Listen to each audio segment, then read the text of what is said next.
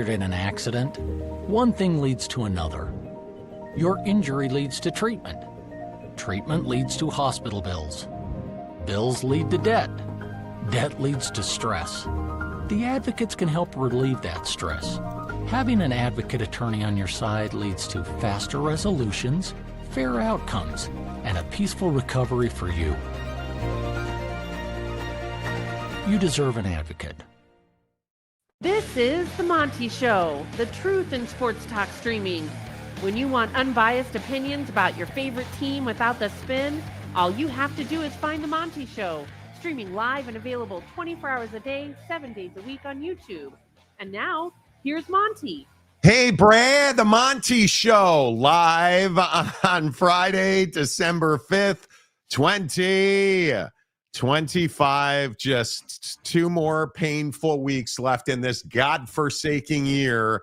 Right here on The Monty Show. Am I the only one that is distressed that it is December 5th? I'm not distressed. I'm ready. I'm ready. What are you ready for? Because I'm ready for 25 to be over. Yeah, I'm ready for 25 to be over and for us to do the whole, new year, new vibes, new money. Yeah, welcome to the morning show. Yeah, I'm ready for some semblance of positivity in any area of our lives.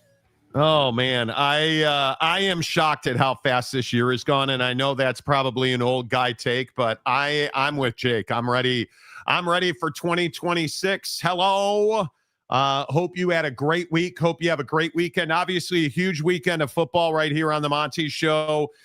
We have got to get to the conference championship games. It is all SEC all day long here on an SEC show. Where we only talk about King Sankey, who I believe is going to replace Donald Trump as the next king of America. But the point is, huge weekend of college football. Jake, are you looking forward to one game more than the other?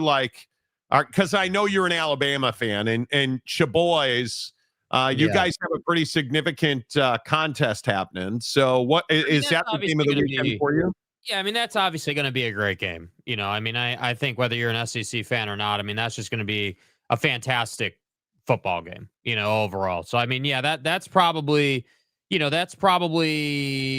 one. I think, I actually would say that the BYU Texas Tech game would be right there with Georgia, Alabama, assuming that BYU is in it and keeps it close. That has potential to be a really good game. And I do think have to start the show with that nonsense. Well, if BYU can somehow stop from, getting blown out and Bear Bachmeier doesn't humiliate his family name, I'm really looking forward to that game. Can you just say anything positive? Yeah, bro. Matt Campbell. That's positive. Yeah, listen, gosh, Tracy, what positivity? Oh, dude, I watched the Pat McAfee show today, bro. Oh man, what a refreshing day to watch the Pat McAfee show. And I don't know if Pat was having too much fun before the show or had too much to drink or something. But wait, was he high? I don't know what bro was doing before the show. Dude was about as red as I've ever seen him. And I don't know if that was he was on the lettuce. I think he was on the lettuce. Is that the grass sweats you're having? You have the meat sweats when you eat steak. Is that what was going on here, dude? I don't know, but I'm just saying, dude was red as a tomato. I was a little. I don't know if I'm the only one who noticed that. I thought it was pretty obvious that Pat McAfee was high as a kite, and if he's not, he needs to get checked because. That was not ideal. Cocaine is a hell of a drug. I am a daily purveyor, consumer of the Pat McAfee show. Jake hates it, so he never watches. So one day that Jake watches the show, Pat McAfee, I go out of my way to check, because again, I got all kinds of flack on the program this week about, Two Holes doesn't like recruiting, and Two Holes doesn't want to talk about 5-star buddy from here and 4-star buddy from there. So what did I do? McAfee's got everything that you know. So what did I do? All right, cool. I'll eat humble pie. I'll turn on this terrible show, and I will deal with it. And what is the first thing that I get? Kirk Herbstreit looks totally ready to go. Professional. Got the quarter zip game going today. Like, all right, cool. And then I got Bro over here in a cowboy hat, red as hell, struggling to speak. Like, what am I missing, dude? What am I missing on this show? Like, I don't get it. I don't get it, bro. I'm just so confused on what I'm missing. You take it so personally. I finally tune into his show, and this is what he does. Yeah. I personally would like an as an apology. industry professional, I would like an apology. I personally believe that show is unprofessional. Damn. Yeah. He was. Marcus says maybe this show would be better if Jake could smoke some weed. Yeah, maybe. Is that the new thing? Do I need to get some grass, dude? Why doesn't Jake go outside in the great state of Oregon and pull some weeds to smoke? Perhaps he could bake brownies in the morning. You're there. I mean, you guys do smoke a lot of lettuce up there. Yeah, the problem is if I go outside right now, the lettuce has been drowned by like 18 hours of straight rain, dude. Yeah, I don't disagree with that. Jake misses a lot of life, I guess. You do look rather warm today. I look rather worn the F out from this great week that we've had. Yeah. We can only be ahead of the national media and beat everyone's ass so many times before I'm like, yeah, maybe I need to take a nap too. Like, maybe we need to chill out, like, come on.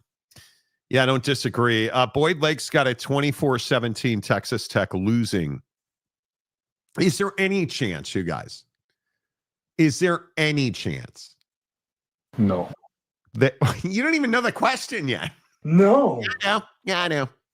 Yeah, the non-Christian Mormons aren't winning nothing. Yeah, is there any chance that the non-Christians win this game? I still think that's one of the funniest things.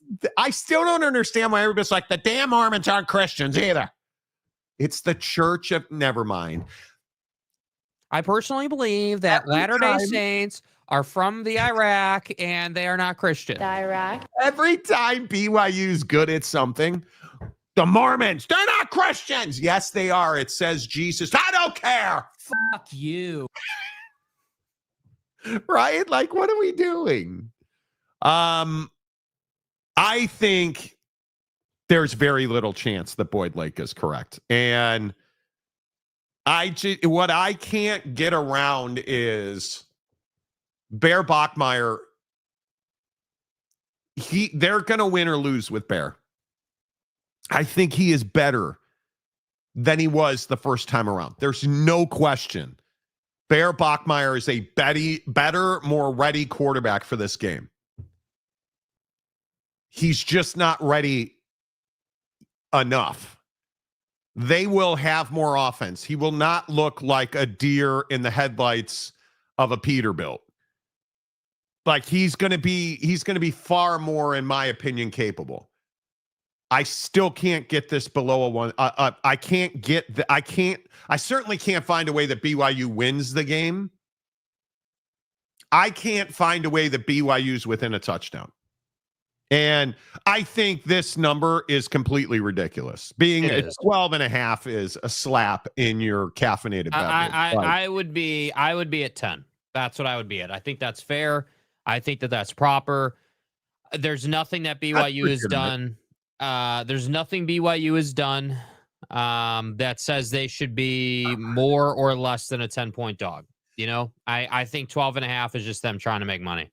Marcus wants to know, since you're a weed expert now, do you think it was cocaine or weed that McAfee may have been allegedly? Well, listen, only one man's opinion. I'm going to go with weed, because I think if we use the Gavin Newsom video from earlier this week, or maybe it was last week, that was more of cocaine behavior, in my opinion. But this is much more of a weed sort of behavior. He doesn't seem like wired out. He seemed like he seemed very red, and it looked like he was sweating, but that also he was in another planet. which again would lean more towards non-Christianism than true Christianism, which, I just want to point that out. Jeremy Beingar. Who the fuck are you? Vinegar?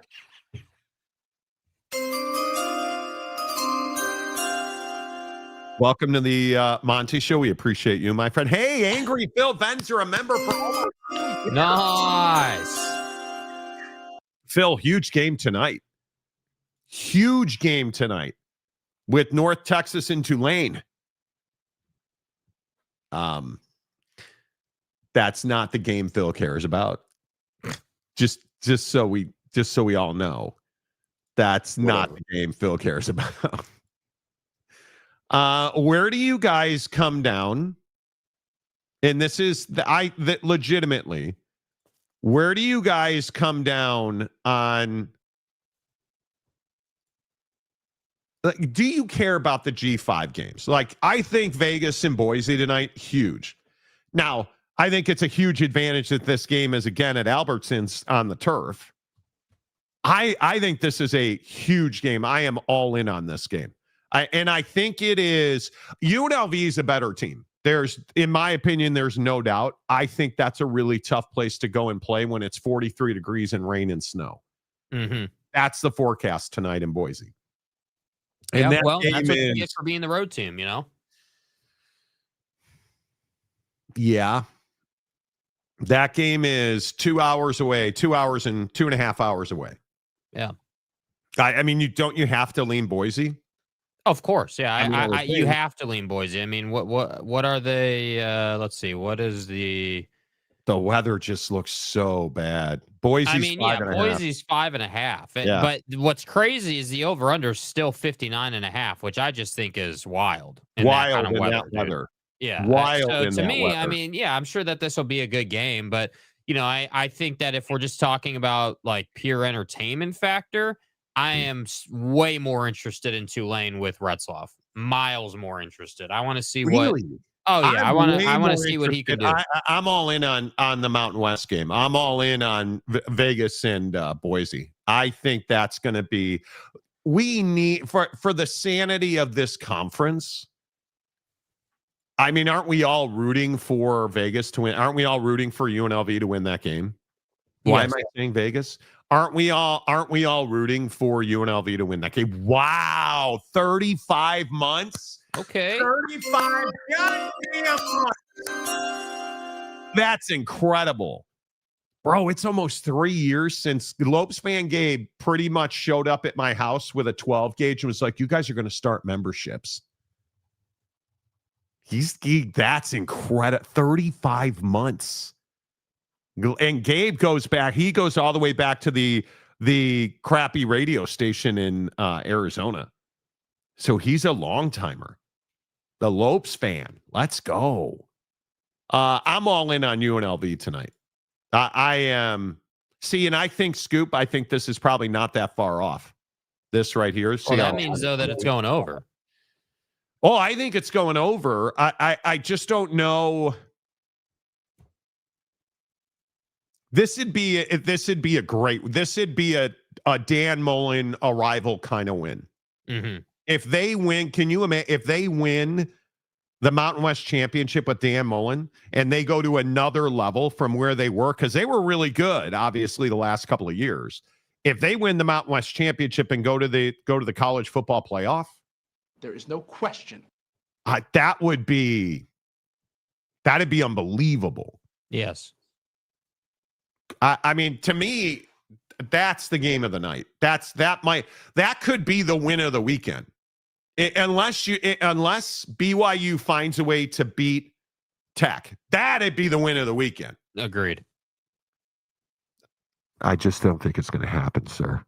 But because I think UNLV's got a chance, I think it's going to be very tight and very difficult. You cannot turn it over, right? At all.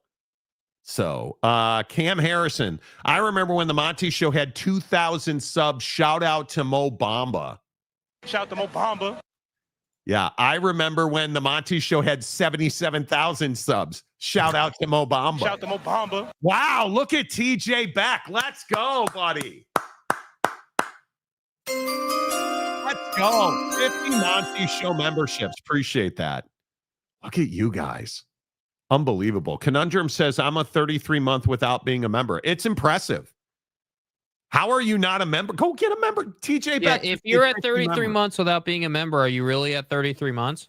I mean, I just want to point that out. Like, boomer just in all sooner. fairness. Boomer sooner. Boy, there's a lot of good stories. There really is. Pied Piper. You guys are in the PNW now. Time to start talking some soccer, fellas. My fucking ass. Hey, 3 weeks from today, isn't it 3 weeks from today?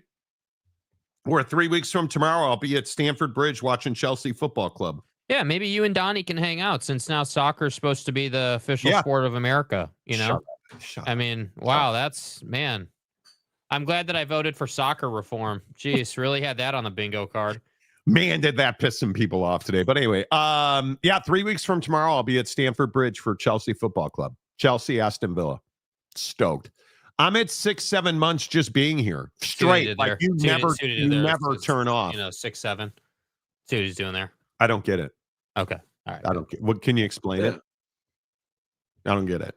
Okay.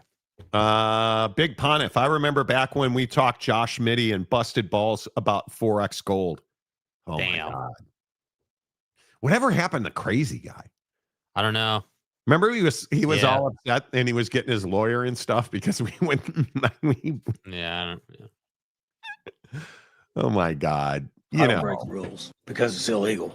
The velocity of this show has been unbelievable. The fact that Marcus is on this show, Marcus is actually texting me saying he's been a 5-month member of this show. Oh, wow. Because Marcus is the new breed of Monty Show viewer. Monty. He happened on the show over a tweet from Jake. So I think that's what it was. 6'7", 6'7". Oh, 6'7", 6'7". Why don't you smoke some weed like Pat McAfee? Oh, 6'7". Stop. What's wrong with you? God. I remember them being on SLC radio. There you go. That was way back in the day. It is. I think it is really interesting, and this is just me. Every time we break a news story, and I don't even think Jake doesn't know this. Every time we break a news story, somebody's like, "Well, hey, bro, Breh." No, like everybody's like, "Well, why aren't you guys on radio?" Why would we go back to radio? I would do if somebody was like, "Hey, you want to fill in here and there?" Sure, why not? You'll never catch me working in radio full time. I have BYU by 3. Good vibes, Preston. Put down the motor oil. By 3. Preston, good to see you. Gumby says, Breh. Rex Quandel, I think Jake needs to see another few pics of Pavia's mom. I'm here for it. I'm a huge fan. Huge fan. Length and girth. You are not, and that's okay. Nobody ever accused you of having good taste in anything, Jake. So It's fine. Chances on college football playoff bracket craziness this weekend. Pretty substantial. Yes, Salty. That's right. Salty drunk. Quit the show when I called his favorite player Josh Shitty. Did you see Josh Giddey get into it with a fan this week? Because the fan was talking and calling him a pedophile. And did you guys see that? Oh, brutal. Rough. Brutal. Smiles and glory holes. Magnum, Duke definitely winning. Bro, say Smiles it. Speak it. Speak it into existence. I would love to see that happen. Totally forgot about Salty Drunk. Time flies. Yes, it does. Travis Hinton, the newest member of the good to see you. Appreciate that. Notre Dame needs to be gone. See, now you've gone too far. No. You were on this trajectory and then the record skips and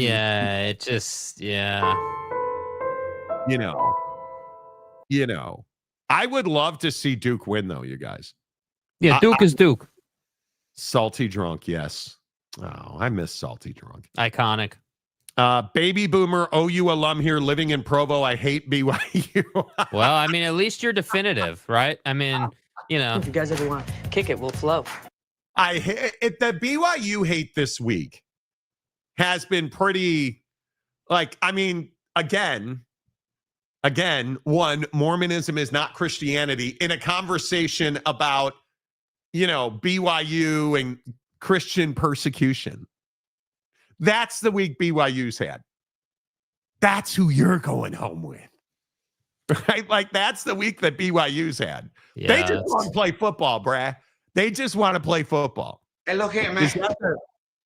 Is that the thing? No, by the way, brah instead of bro. Yeah, I think so. Yeah, yeah. Okay. Timothy. Yeah, I'm here for it. I'm here for it. All right, let's get into a couple stories real quick, and then we'll get to games. You saw it on the show yesterday. We broke the news because that's what we do here on the Monty Show, presented by The Advocate, theadvocates.com. Per usual. When you get in an accident, please do not trust your insurance companies. Do not believe that they're looking out for you, because they're not. They're not. You need somebody who's not only fought the insurance companies, but won. That's The Advocates. Clear, risk-free advice when you need it most. The Advocates remind you, these holiday seasons, these weekends leading up to Christmas, the malls are crazy, the streets are packed, the airports are busy. Slow down. Set aside the distractions. Focus on the road. Be careful. And if the worst happens, get to the best. Theadvocates.com, where you never reach into your pocket to pay the advocates, because you don't pay the advocates unless and until they win your case at theadvocates.com. Let's talk about Matt Campbell. Is Matt Campbell the right guy for Penn State, Jake? Do you I mean, right now, I mean, I think that with where we're at this stage in the process, if they hire him, I think he is the right guy. I think that there's been so much made about, how many guys have passed you by, how many guys have said no, how many candidates just were not interested or would not hear you out. And Matt clearly has some level of interest, right? I mean, clearly there is some level of mutual interest. And, I do think that most people agree, including Kirk Herbstreit, that, he's got potential today. Yeah. I mean, he has potential, which I agree with. He does have potential. I do think that, the biggest question around Matt Campbell at Penn State is, what does he do with the improvement in resources? Because it's one thing to lose under the guise of, well, we don't have enough money. It's Iowa State. Maybe it's not a big enough brand, XYZ. Okay. Sure. But now that it's Penn State, I mean, there's really no excuses. With that being said, though, it would be foolish to assume that Matt Campbell is going to do anything in year one. I don't think they'll be very good in year one, because the recruiting cycle is happening already and he's not even hired yet.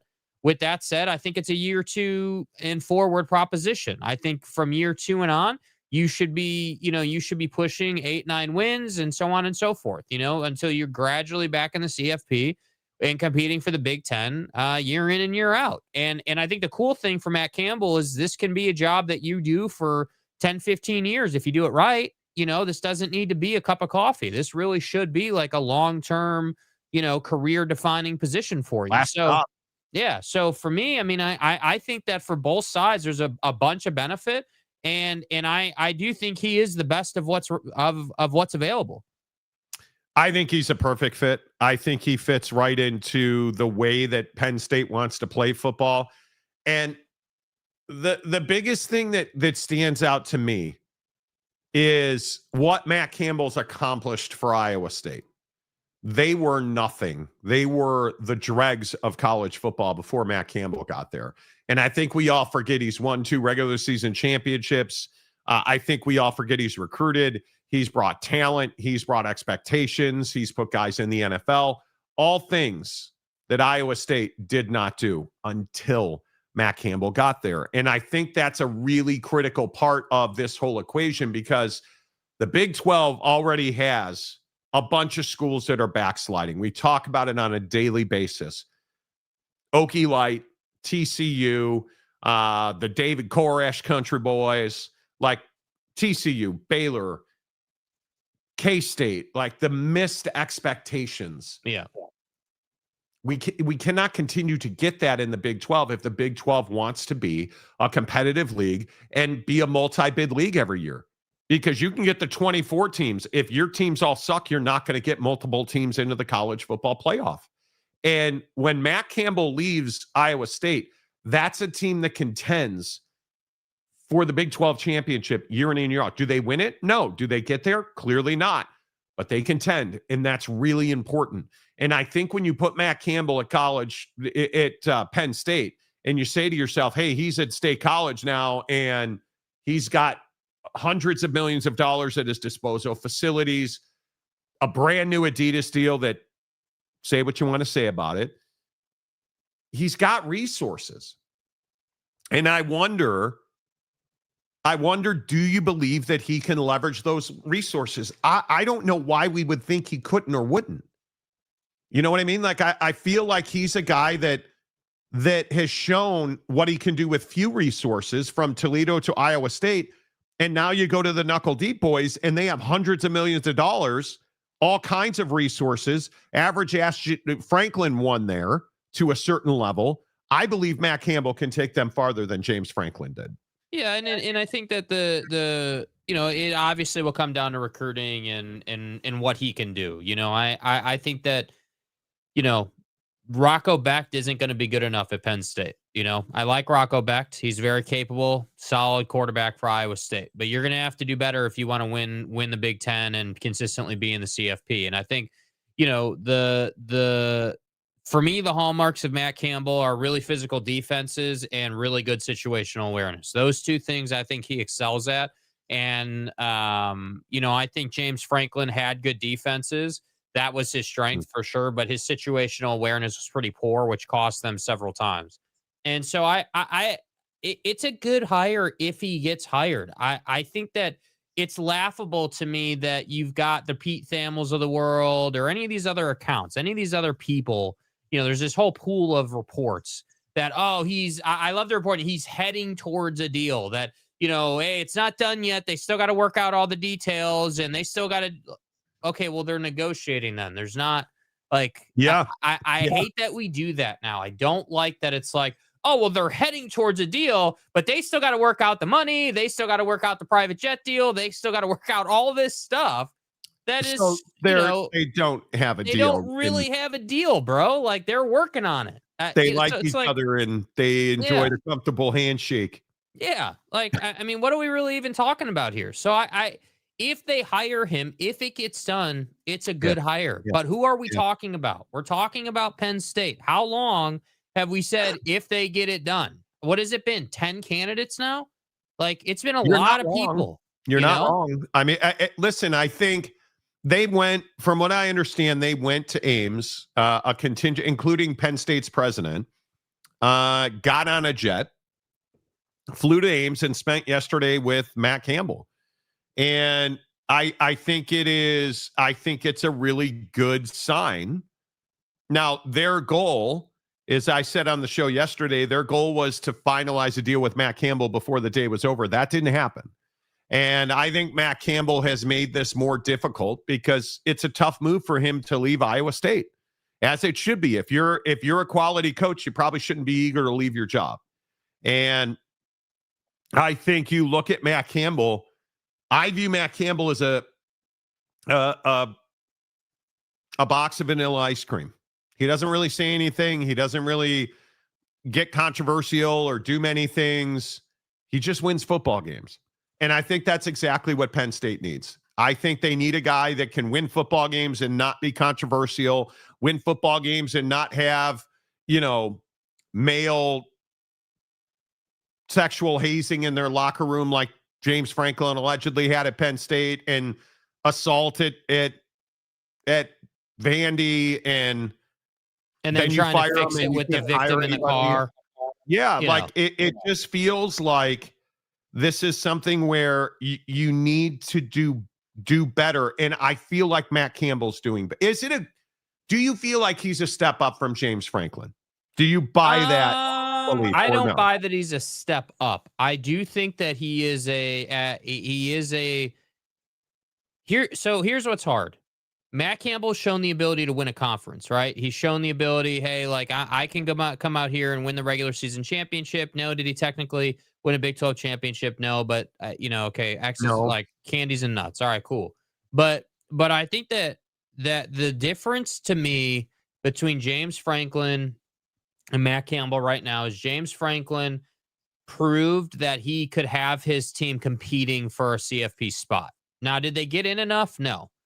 But were they in the conversation constantly? Yes, absolutely. And they won a couple of games last year. Yeah, and last year asterisk, but still won those games. Okay, give it to them. But Iowa State under Matt Campbell has never seen those heights, but there are also a variety of factors. So if you're asking me, do I think he can get as far as James did or further? Absolutely, positively, 100% he can and should. And you should expect him to. I don't think there's any question about that. I think the discipline of the team will be better. I think the culture will be better. I think that the physicality on defense will still be there. The question will be the offense. Can he figure out a way to put an offense together that can keep up with Ohio State? That's your main question for any coach coaching Penn State, because it's great to have a defense, but even the best defenses aren't holding Ohio State under 20 points. The best offense is always going to beat the best defense. Yeah. And that's what I think you have to kind of reconcile at Penn State, because not winning the Big Ten is not good enough. Someone's got to figure out how to beat Ohio State. And right now it's not going to be Michigan. Dan had his chance and got that ass beat. And USC's not that guy right now. So it's basically on Penn State to figure it out. I would agree. Does Matt Campbell leaving Iowa State hurt the Big 12? I don't know how it doesn't. And there is this narrative that's being talked about over the last few days with Matt Campbell being a target about how for the Big 10 and the SEC, the ACC and the Big 12 are feeder systems. And for the G5, well, you're the feeder system for the ACC and the Big 12. Only a guy like John Summerall winds up at Florida, right? And you look at, Bob Chesney winds up at UCLA. So I don't necessarily believe that narrative. Mm-hmm. But if you hire Matt Campbell, and I think if Matt Campbell leaves Iowa State, Nate Schliehaus is probably the replacement for Matt Campbell at Iowa State, right? He played at Illinois. He was at Iowa State. I think he's the passing game coordinator for the LA Rams right now. I think he's probably the next guy. And I think that's a whole lot of proving ground. So I don't see how Matt Campbell leaving Iowa State does not hurt the Big 12. I think it absolutely does. I mean, yeah, of course it does. And I think that the Big 12 is about to go on a run here where they're going in the wrong direction. Let's be honest. I mean, if Texas Tech takes care of business tomorrow, that means you've got one team into the CFP. BYU gets in, that's a different conversation. Now you got two teams in the CFP. We can say good things are happening. I highly doubt that. So assuming one team gets in from the Big 12, you're not where you want to be from a CFP standpoint. And so then I look around and I'm like, all right, well, what does the prospects look like for next season? Right? Well, I don't know what we're getting out of Utah next season. So I think you got to cross them off the list, assuming that Witt retires and, Scally takes over. Do we get a Witt retirement bomb at the end of the day today? I think there's a chance. Yeah. I mean, or at a minimum, I don't know if Witt's the kind of guy that just wants to step away entirely, but I think that, maybe he goes into an advisory role or something like that. I don't know. We'll see how they choose to handle that. But I would be shocked if he didn't, retire or, whatever verbiage or coach speak they're going to put around it. But I just think you got to cross Utah off for now. I think they're a big time question mark. You don't know what you're going to get. And Iowa State is not that guy now, assuming Matt Campbell leaves. Baylor, no. K-State, no. Kansas, no. Oak State, no. There's not, who are you really looking to here? I mean, even Kenny. I mean, dude, I understand that, You lost your quarterback. I get it. But the facts are the facts. You're not that guy. So are we really sitting here saying that the Big 12 is Texas Tech and BYU? And that's it? Like, that's kind of where we are right now. So, BYU should be better next year. And I'm curious who Joey's going to have a quarterback next year, but I don't think it's going in the right direction, man. And yeah, I do think that Matt Campbell leaving absolutely hurts the Big 12. That's one less team that's shown the ability to compete, not competing. That's not good. Yeah. Oh, wow. Aaron Wilson, a member for 32 months. Let's go. A-Dub, the mailman. Let's go, buddy. Just got to Arlington. Let's go. Look for me on TV, row 2, 45-yard line on the BYU sideline. But bro's been saving some money for this game. I see you, bro. Dude, good to see you, Aaron Wilson. I miss it. I miss the videos. I miss you and Salty Drunk. I miss you. I miss Tanner. I miss the old guard on this show. Yeah. I do. I miss the old guard. Aaron, good to see you. Enjoy the game. Yeah, you got to send some videos and stuff. We need to get my way, dude. Yeah, we need a pregame warm up. We need a preview. Big Daddy Magic, a member for 30 months. Whoa! God bless Cooper Flag. Hold on a second. You're not getting a buzzer by whoa. No. You thought that you could do this on your 30th month celebration? That you were just going to slide this right in? No. That's not happening, sir. You're an AJ DeBanza guy and a BYU fan. No, he's not. He is a Victor Wembanyama. Oh, wait, Victor's not playing because he's hurt again. Victor's the way. So now you're a Cooper Flag guy? Well, who's next? Bronny? Coop's looking pretty good. Mike, By the way, I'd like to point out, it's not Cooper Flag, it's Copper Flag. So I don't know if that's a different guy, but did you see the bronze pass last night? I did. It was elite. He had a lane to the rim to win the game and keep his double-digit point streak alive, and he passed it, and Rui knocked it down. Do you think he was aware of that when he chose to pass it? He admits he was aware of it. Well, it's easy to say that after the fact. You're acutely aware of it, in my opinion. But, David Persons for $2. Odds Campbell actually signs and goes to Penn State. 90-10. I think it's pretty well done. Yeah, I think it's pretty well done. God damn! The mayor of Montytown, baby! Sup, clowns? Okay. Sup, clowns. I'm here to make my grand entrance. Hope you're well. Big 12 does have the best coach, Kalani. Utah still a poo-poo. And Utah Tech to the SEC. There was like some scandal at Utah Tech some player did something. Somebody get violent or something. Jeremy Bolton, good to see you. Jeremy, Jake wants to go back to mornings after the first of the year.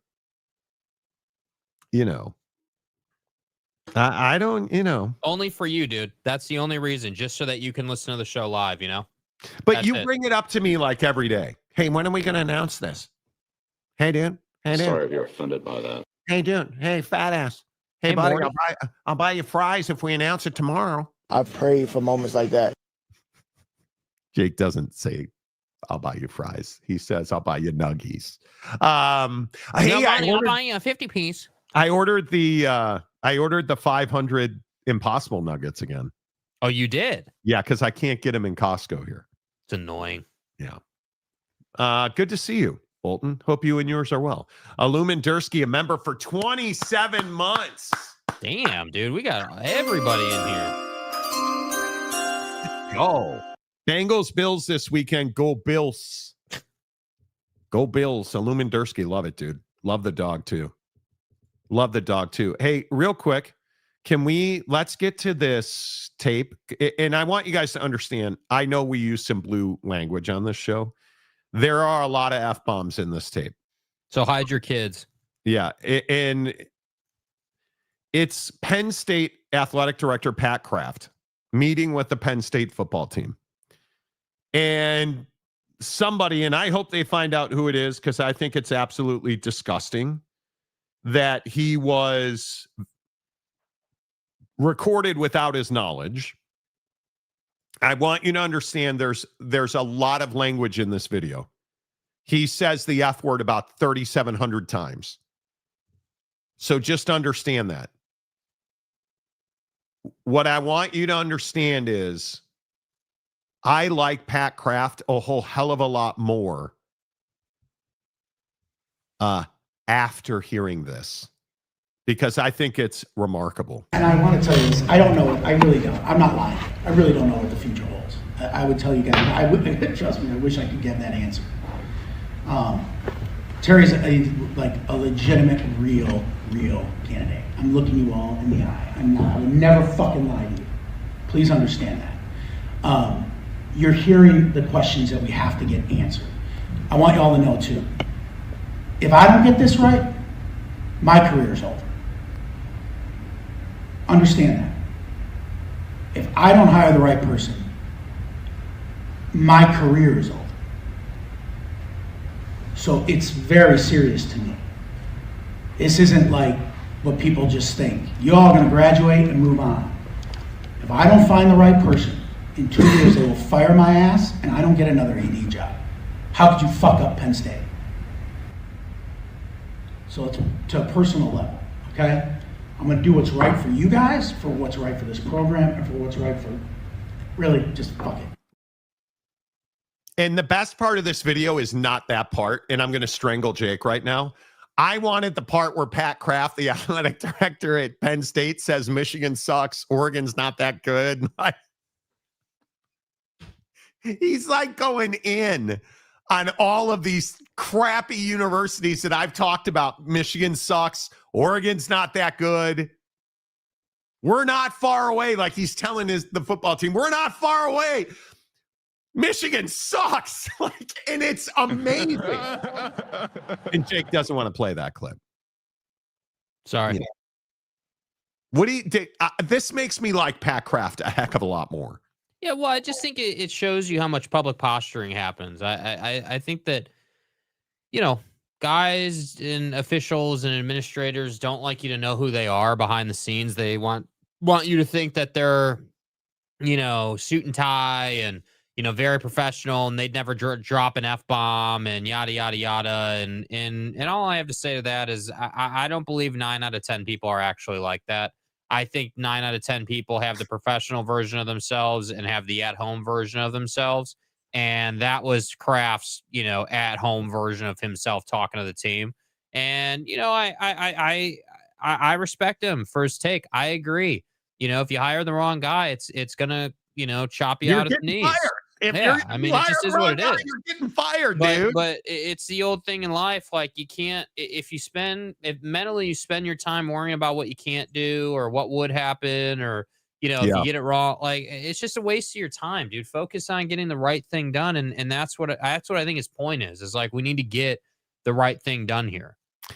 I love it. I think it's exactly what Penn State needed. I think it's very good for Penn State to hear him talking about that and how serious he takes it. And, hey, it just doesn't look bad. This is bad for me. Like, I think it is. I think it's incredible. And if he gets Matt Campbell, this is, I was texting with a friend of mine today who was like, this is the guy who says no to every hot chick, winds up with an ugly girl who grows into like some 6-foot blonde with, C cups and is a supermodel somehow, right? Like, this is you saying no to all of the hot chicks, and then somehow you wind up with a 10 still. Like, and I agree with that.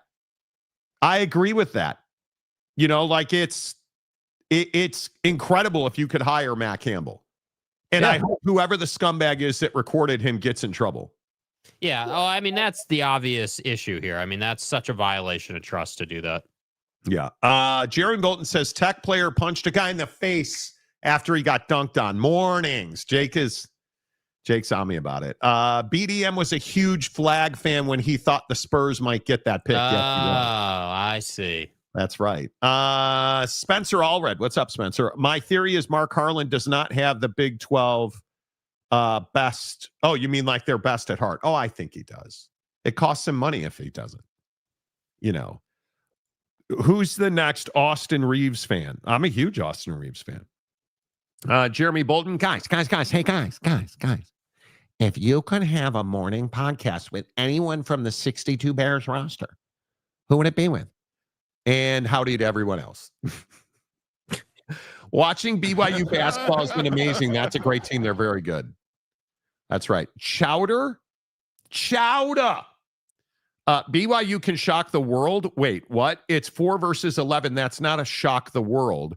Does Alabama have a chance to shock the world? Well, Alabama's as good as those teams. Oh, but see, again, this is what we do, bro. It would be a shock the world, bro. Yeah. It would, like, them beating Tech would be them shocking the world. Nobody believes that BYU is winning this game, and there are some people who believe they're not even going to be competitive. And so it would be a shock to the system. Now, I have to say the Tech injury report does not reflect kindly on their defensive line. So, you know, I do think that there is some opportunity there for BYU, but yeah, we'll see, man. I disagree though that it wouldn't be a shock to the world. It absolutely would be. That would be an incredible win. It would be shocking. It would be shocking. And I think it is crazy talk to believe that BYU and Texas Tech are on the same level after what we saw a month ago. This isn't Notre Dame and Miami in week 1. And then, 3 months later. This is a month ago. And you have a true freshman at quarterback. And I just continue to believe Bear Bachmeier's the ceiling for BYU football because the defense is elite. I think the skill positions are elite. LJ's the running back of the year in the Big 12. I just think for BYU to win this game, Bear Bachmeier would have to be something we've never seen before, which is an elite, accurate, lethal pocket passer. Agreed. And that's not who he is. Not right now. I think he will be. And again, before a BYU fan loses their stuff on me, I still think he's going to be the best quarterback that's ever played at BYU. Ever. I think he has that kind of potential. Yeah, we'll see. I mean, I really hope that he goes and sees John Beck and does what every BYU quarterback does. He needs to fix the mechanics. The straight leg thing needs to go away, and he needs to become a much more athletic passer, no doubt. Yeah, and I'm a big believer that straight leg passers can never be elite craftsmen. I think if you are a straight leg passer, you'll never be an elite thrower of the football. And that means your front leg locks when you throw the football. Yes. It just leads to incredible inaccuracy. It leads to underthrows, overthrows. You lose zip on the ball because your arm drags through. Like you need to get tuned up. And I think it's incredibly important that he gets that kind of tune because I just think he will continue to be the make or break. And if he wants to go be a tight end at BYU, great, because you just signed one of the best quarterback prospects you've ever signed. But Bear Bachmeier, he is going to be an elite quarterback. Jeremiah Champion. Sorry, so are a bunch of other schools. Okay. Okay. Gumby, bro, if your team lost to UC, LOL this year, you can't talk smack. That's probably true. That's, it's probably true, but it's fine. Wait, what now? Phenomenal Hebrew. Pat Kraft is a legend for simply having the balls to fire mediocre Franklin, despite his missteps in the coaching search. Well, that did take courage, though, to fire James Franklin and piss off Jimmy Sexton. That did take some courage, didn't it? I mean, very clearly. Lauda. Thanks for your analysis. I just think it's tough to say you belong in the CFP over Notre Dame and then can shock the world beating Tech. I think BYU's 11-1. I think that's more of a statement. That's interesting. I think that's more of a statement about how good Texas Tech's defense is, because I still think I mean, is Bear Bachmeier dramatically worse than Baron Morton? No, he's not. And I think it's very interesting to me that here we sit and we're having a conversation about how elite Texas Tech is. And I think Baron Morton has been not good in big games, and he's not been healthy, and he's nothing more or less than Tyler Shook was. Right. And now here we are, which is hard to say, but I don't disagree. But, here we are, and the backup who everybody was fired up about, blew his knee out. And now you're back to Baron Morton, who's got a fracture in his leg. And this is going to be one of those games. I think BYU will be in it in the fourth quarter. And if they're in it in the fourth quarter, I would blame the hell out of Baron Morton, because I think BYU's got a secondary that's a bunch of playmakers. But if BYU beats Tech, it would be shocking. It'd be great for the Big 12 because you'd have two in. Mm-hmm. But this is interesting in that I do think BYU should be in. And I'm a Notre Dame fan. And I just don't think you can't lose the only two games that matter, go on a run against nobody, and then try to make the case that you're one of the 12 best teams in the country. Because I don't view Notre Dame that way.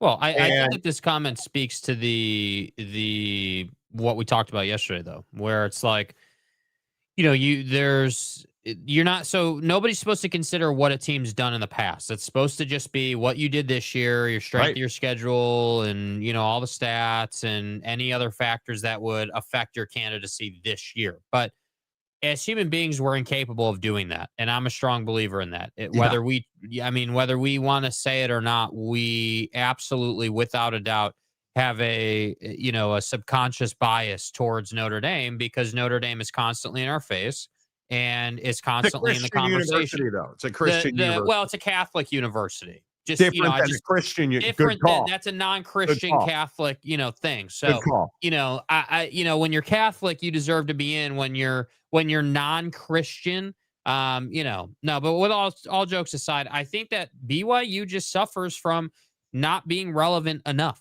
That's their problem. The 11-1 is not good enough because you're never in the conversation. And I'll keep saying it till the day I die with the CFP model. It is the absolute, truth. Like, it doesn't matter necessarily that you're the first team to be 11-1 in however long and not being in the top 10. Like, it doesn't. I think there is some stigma around the church thing. I think there's. You think that plays into why they're not in? Yeah, because I think you have a bunch of dudes that sit around tables and are like, yeah, but they were racist against Duke volleyball. I think that's real. Honestly, I think that's why so many people are enamored with Dave Portnoy being a BYU fan. Honest to God. Provo Dave. Yeah, excuse me. Provo fucking Dave. Yeah. I think that's why so many people are enamored with Dave Portnoy, because he's a bad boy. Dave Portnoy's a scumbag. But he's a huge name. And he's doing, I don't like Dave's moral compass. I take in his content occasionally. You watch him do his pizza review at Crumble Cookie. He's pandering to BYU fans, and they're lapping it up. And they're lapping it up because I don't think BYU's ever been at this height when it comes to Q Factor. And I think Dave Portnoy makes BYU cool. I think because how many other influencers, you don't see Theo Vaughn trying to pound Bear Bachmeier's mom, right? But Theo Vaughn's trying to get after Diego Pavia's mom. Legitimately. He had a chat with Diego Pavia about taking his mom out on a date. Macaque. Right? Like, you don't see that with BYU. But Dave Portnoy doing Crumble Cookie reviews now, wearing a 47 jersey and fighting for BYU's honor. Yeah, never mind all the misogyny and the women's suits and all the terrible stuff. Yeah, like, you can't, but we do, because that's who we are as human beings. That's who we are as human beings. And I'm okay with it. Yeah. I'm okay with it. It's, Travis hitting Provo Monty, I want a shirt because we know this is a BYU show. Facts. Mr. Green, they get smoked again. This conversation is moot and overblown. Hundo P. Well, that's what I'm saying. Hundo P. So this is my point. And this is what I think BYU fan might not be considering. Dude, if you get blown out tomorrow, there's nothing to talk about. But what if they don't get blown out? What if they lose by a field goal? Then I think there's something to talk about, but people will still say, I told you so. God damn it. No, if they lose by a field goal, you have to put them in. No, you don't. Yes, you do. No, my God. No, you're not rewarded for losing, dude. Wow. You can't be serious if they lose by a field goal, you would put them in. I would put them in now. I don't think. But that's not what we're talking about. In fairness, it's a conference championship game. Remember, we don't penalize people for. Apparently we do, right? I mean, apparently we do. That's what everyone's been talking about.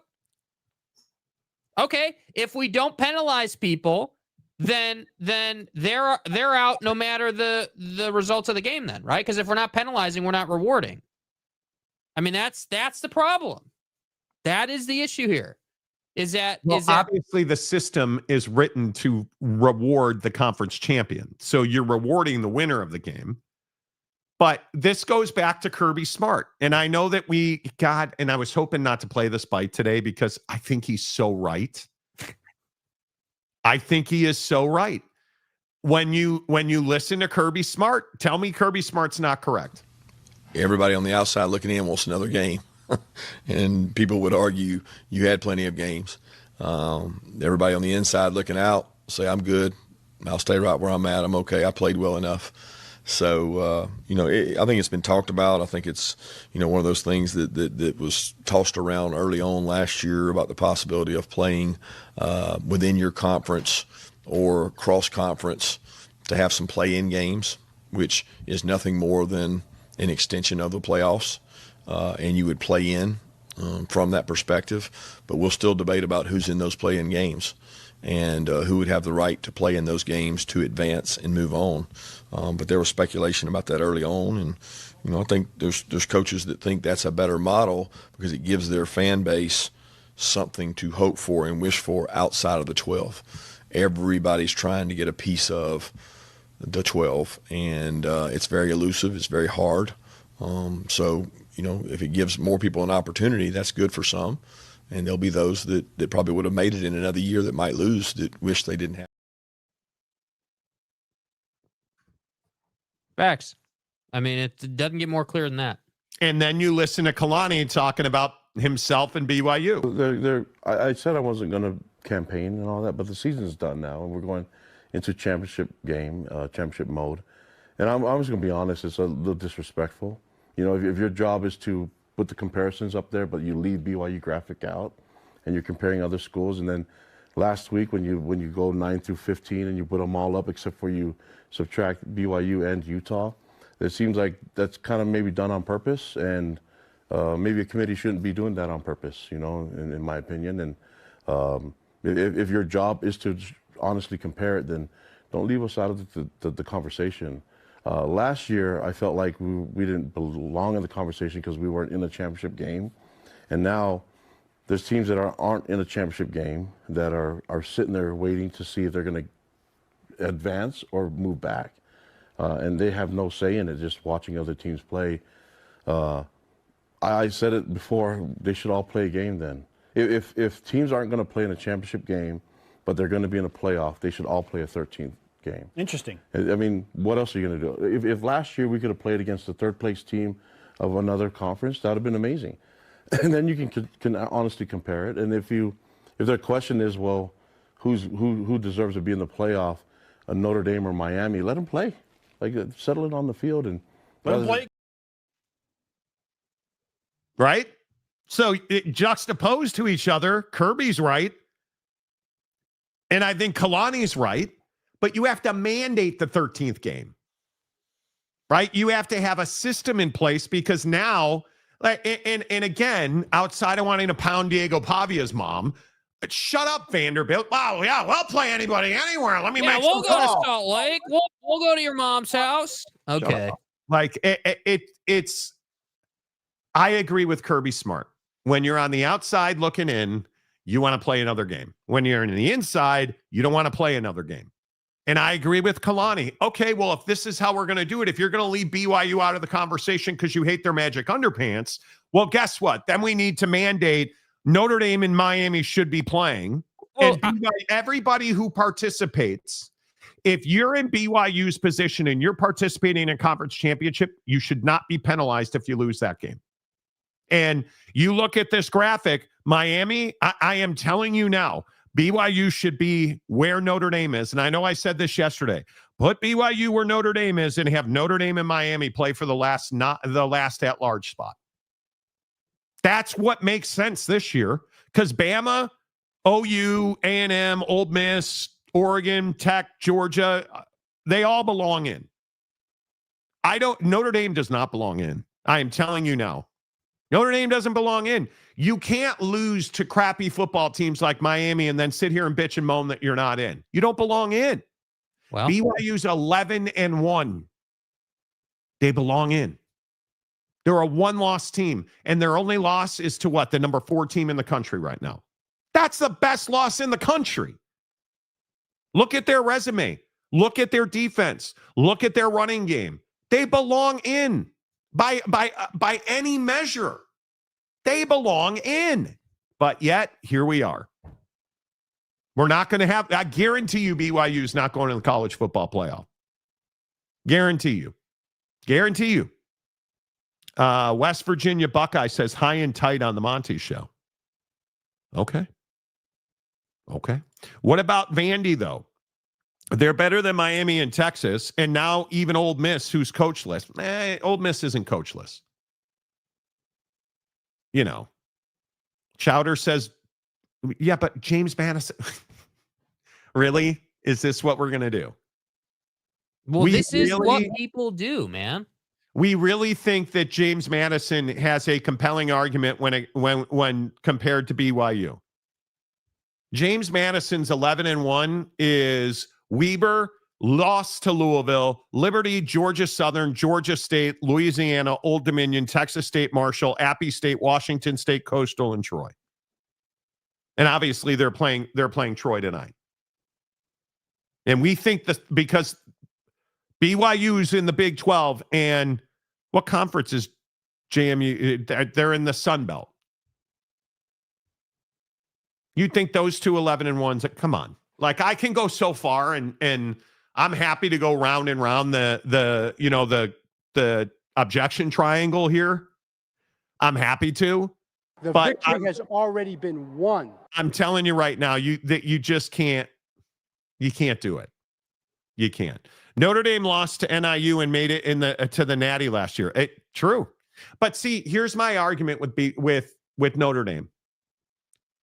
And I'm not trying to do them. Yeah, look, motherfucker, I told you. Right? I'm not trying to do that. Hey, look here, man. But I'm warning you, I'm going to do that. What did I tell you after the week 2 loss, the A&M loss? What did I tell you? Notre Dame's going to go on a run against a bunch of really bad football teams. Oh, you got to put them in, Monty. Notre Dame, our mother. No, look how good they are. Oh, my God. Marcus Freeman. I warned you. Notre Dame lost to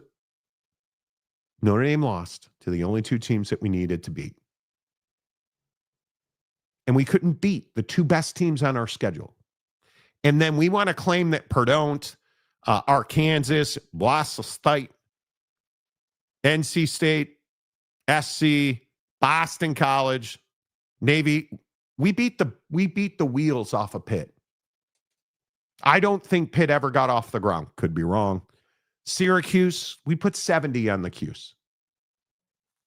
Stanford, we scored 49 on Stanford. Ran for 300 yards on SC. Bruh, they don't belong in the college football playoff. But because it's Notre Dame and we're Catholic and we give Catholic guilt, they'll get in. They'll get in. And BYU will be left out. Credibility matters. Yeah, and Notre Dame has no credibility. Yes, they do. Okay. God. What are you mad about? Well, it's just we just with BYU we're so focused on their resume and who they played and didn't play. Like, nobody wants to talk about the obvious thing in the room here. Like Notre Dame's not going to, or BYU's not going to get the benefit of the doubt for playing all those crappy ass Big 12 teams. Yes, they have the best loss, but they're 11-1. Do I have to reach through this camera and slam your face? Sure, do it. That's not going to help BYU get in playing against the Big 12. Monty, it's just not. It's not. Like, honestly. You push my face in that bowl and there's a Dookie in there, I'm going to be really upset. Like, again, everyone wants to say, well, oh, you have the best loss in the country. Okay, by ranking you do. You got embarrassed in that football game, bro. And everybody watched you. One game. Yes, the only game that matters. The only game that matters on your schedule. Then how is Alabama in the college football playoff? Because they play an SEC schedule. Because nobody that Alabama plays would have lost to BYU. That's the problem. Which I completely disagree with. I completely disagree with that statement right there. You guys, I want to talk about the system that's in place, and it's not supposed to matter. BYU, and I don't care how you look at it, you cannot look at the resume stuff and leave BYU out of it. You just can't. BYU has the 6th best resume in the country. And they're going to be on the outside looking in. They're FBI. What's Alabama's resume? Where's theirs ranked? Alabama's resume is 8th behind BYU. Their FPI is 6th. BYU's 15th. Their strength of schedule at Bama is 11th. BYU's 35th. The remaining strength of schedule doesn't matter. Game control, BYU's 14th, Bama's 7th. I understand why Bama's in. I understand it. I don't understand why BYU's out. I'm telling you, there is bias, and I don't know how you argue it any other way. So we agree on that. That's exactly what I'm saying. What we don't agree on is that BYU's resume says they should be in. They should be a lock. It shouldn't even be a conversation. They're 11-1 in the Big 12. But also, thanks to all the screw wingnut shitty administrators in this league. Yes. For keeping BYU out. Baylor, TCU, Oak State, all of you, K-State, Kansas, you're a blight on the face of this conference, right? You're looking at a league in UCF who's proud of what they accomplished this year. You're out of your mind. You should not be this bad. Do you understand? In the Big 12, you have 6 teams who are not bowl eligible. And those 6 teams are Baylor, Kansas, UCF, West Virginia, Colorado, and Oak State. Some of the longest standing members of the league are terrible. Who are the top 4 teams in the Big 12? Texas Tech, who essentially is a completely new team because it's a completely new operation. BYU, Utah, Houston. Who's after that? Arizona and Arizona State. And then the decline is precipitous to Iowa State, K-State, TCU, Cincinnati. K-State has no business going to a bowl. Iowa State shouldn't go to a bowl. If Iowa State loses their coach, I would decline the bowl invite. Right? Like these are bad football teams. This league. And Baylor fan always wants to crawl up orifice when I say, you're an embarrassment. Agreed. You are a freaking blight. You're an anvil around the neck of the Big 12. How else can you explain extending Dave Aranda to next year? Keeping him as coach is what it is. Joey Harper. If BYU and Duke win, Notre Dame and Miami don't matter. Both are out. True. Duke's not going to win that game. BYU's not going to win that game. You know, Nader tots. Ho ho. Are Texas Tech, BYU, and Utah positioning themselves for the next round of realignment with their NIL and coaching investments? I don't know. I think they're just trying to position themselves in the best place possible. I'm not I don't sure think that's a bad question. I just, I don't. I will say this. Talking to a TV guy the other day, I said, do you think if you knew what you knew now, you would go back, that you would push the Pac-12 to add BYU? He said, absolutely. I would change the way we did that business. 100%. That's what I would say now. And this Kyle Whittingham thing is a huge, there's belief that Kyle Whittingham's going to drop a retirement notice today. It's 4:15 Mountain Time. There is a belief that Kyle Whittingham will drop a retirement notice today. And I think we are all on the clock. And I think if you're going to drop something like, hey, I'm retiring, I think you'll probably wait until 7, 8, wait till some games are on. You're really going to Friday night dump that thing? Yeah, because I think it's really hard for him to do. And Kyle doesn't want the attention. And I think it is a seismic change. Seismic change in the Big 12. He's one of the best coaches in the country. Almost inarguably the best coach in this league. Kyle Whittingham. And I think there is a really strong chance. Listen, if he comes back, is Morgan Scalley going to leave? No. I got a bunch of Ute fans have asked me that. Well, dude, if he comes back, we're going to lose Morgan. Morgan Scalley will come back with a smile on his face and be the defensive coordinator next year. I don't think he's coming back. There's no way to argue that Kyle Whittingham has redeemed himself for whatever last year was. If I'm Kyle Whittingham, I feel very good about what we did this year. Is it enough not to win the conference championship and not to go to the college football playoff? And is he motivated by what Kalani's doing in Provo? 40 minutes down the freeway? He probably is. Kyle's an incredibly competitive bruh. You know. Yeah. Morgan Scalley isn't the head coach in waiting. Yeah, he is. What I said was, if Kyle Whittingham does not retire, Morgan will come back and gladly be, begrudgingly on some level, he will grit his teeth and smile, and he will come back and be the defensive coordinator. But I have no doubt that this year, this was a really good year for the Utes, and it was successful in any way you put it. Any way you put it. If Kyle stays, Scalley jumps to Iowa State, he's not playing the way he will not leave. He's not leaving, dude. Morgan Scalley's a Utah man through and through. If he was going to leave, he'd have left 5 years ago. I would agree with that. Nader, Witt is a good man. Still can't believe how nice he was when I met him last year. He's a phenomenal human being.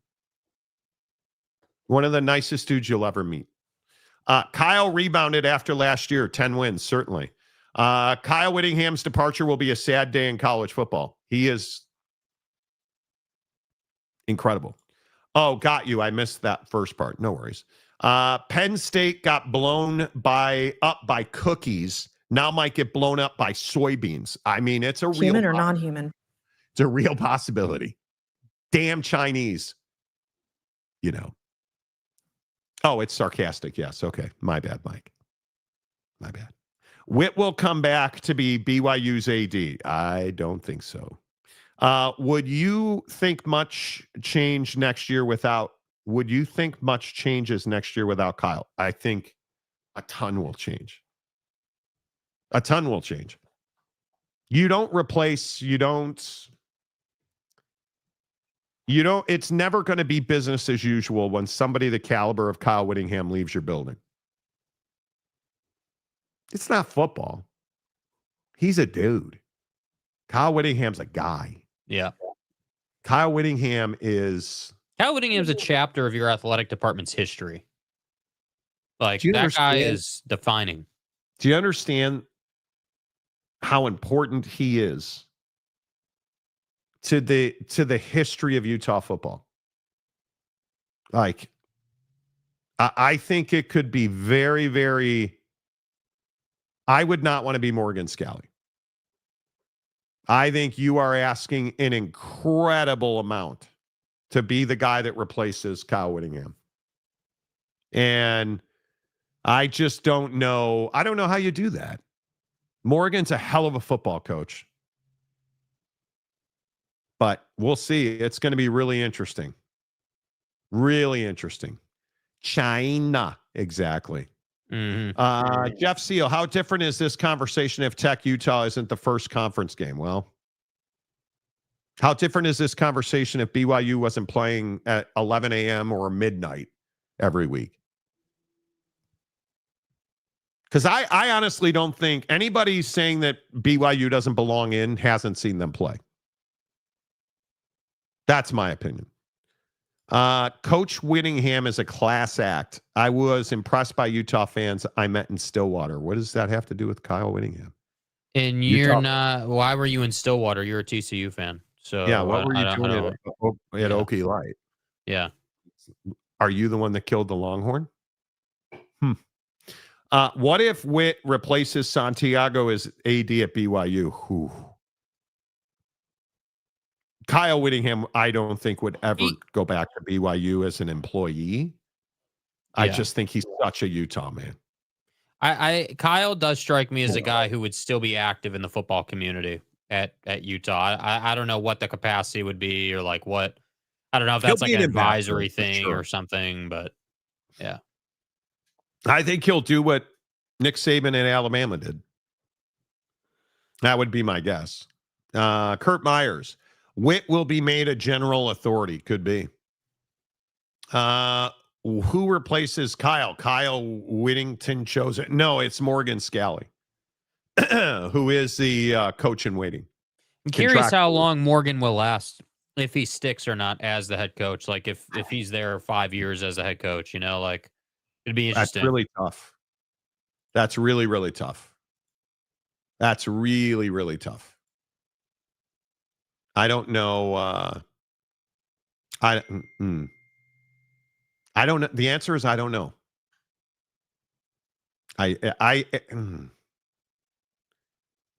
How do you replace Kyle Whittingham? Well, I think replace is the wrong word, right? I think you don't replace him. I think I that agree. Utah football, I don't want this to be a negative thing about Witt, but I do think that Witt has been one of these guys that has struggled with the new age of college football, the portal and NIL, and like, I think that, I don't know who Morgan Scalley is going to be as a head coach. I imagine he's going to have a lot of Kyle Whittingham in him, obviously, but at the same time, you mean figuratively? Yes, figuratively. I think that I'm such a bad person. I think that Utah football desperately needs to turn into a juggernaut. And I think that 10 wins is cool and everything, but 10 wins isn't CFP worthy anymore, man. And I respect the hell out of Witt for coming back and knocking down another 10-win year. That's awesome and deserves a ton of respect after the nonsense of last year. But again, anymore, it's a business, man. It's not just, oh yeah, I'm a college football coach. Like, no, dude, you're a businessman now as a college football coach. So like the 11, 12 wins is what you need every single year if you're going to make money. I think let's be real. Like, look at Washington. Perfect example. Jed Fish isn't a Washington legend. He did just land the best recruiting class in the history of Washington Husky football. Because what does Jed Fish know? What does Kyle Whittingham and Morgan Scalley know? You probably can't lose a game if you want to get in. Agreed. And why is that? Because you don't get the benefit of the doubt that Jake's talked about now for 40 minutes. Got to go undefeated. You got to hit them over the head with 0 losses. Beat them down, dude. Yeah. I think, like, you start looking at some of these, like, look at the viewership numbers. Do you guys understand? What do you guys see on this graphic? What do you notice about this graphic? Well, let's see. I see the SEC. Okay. The Big Ten's a little bit. Now, there's Florida State and Miami. There's some ACC. Oh.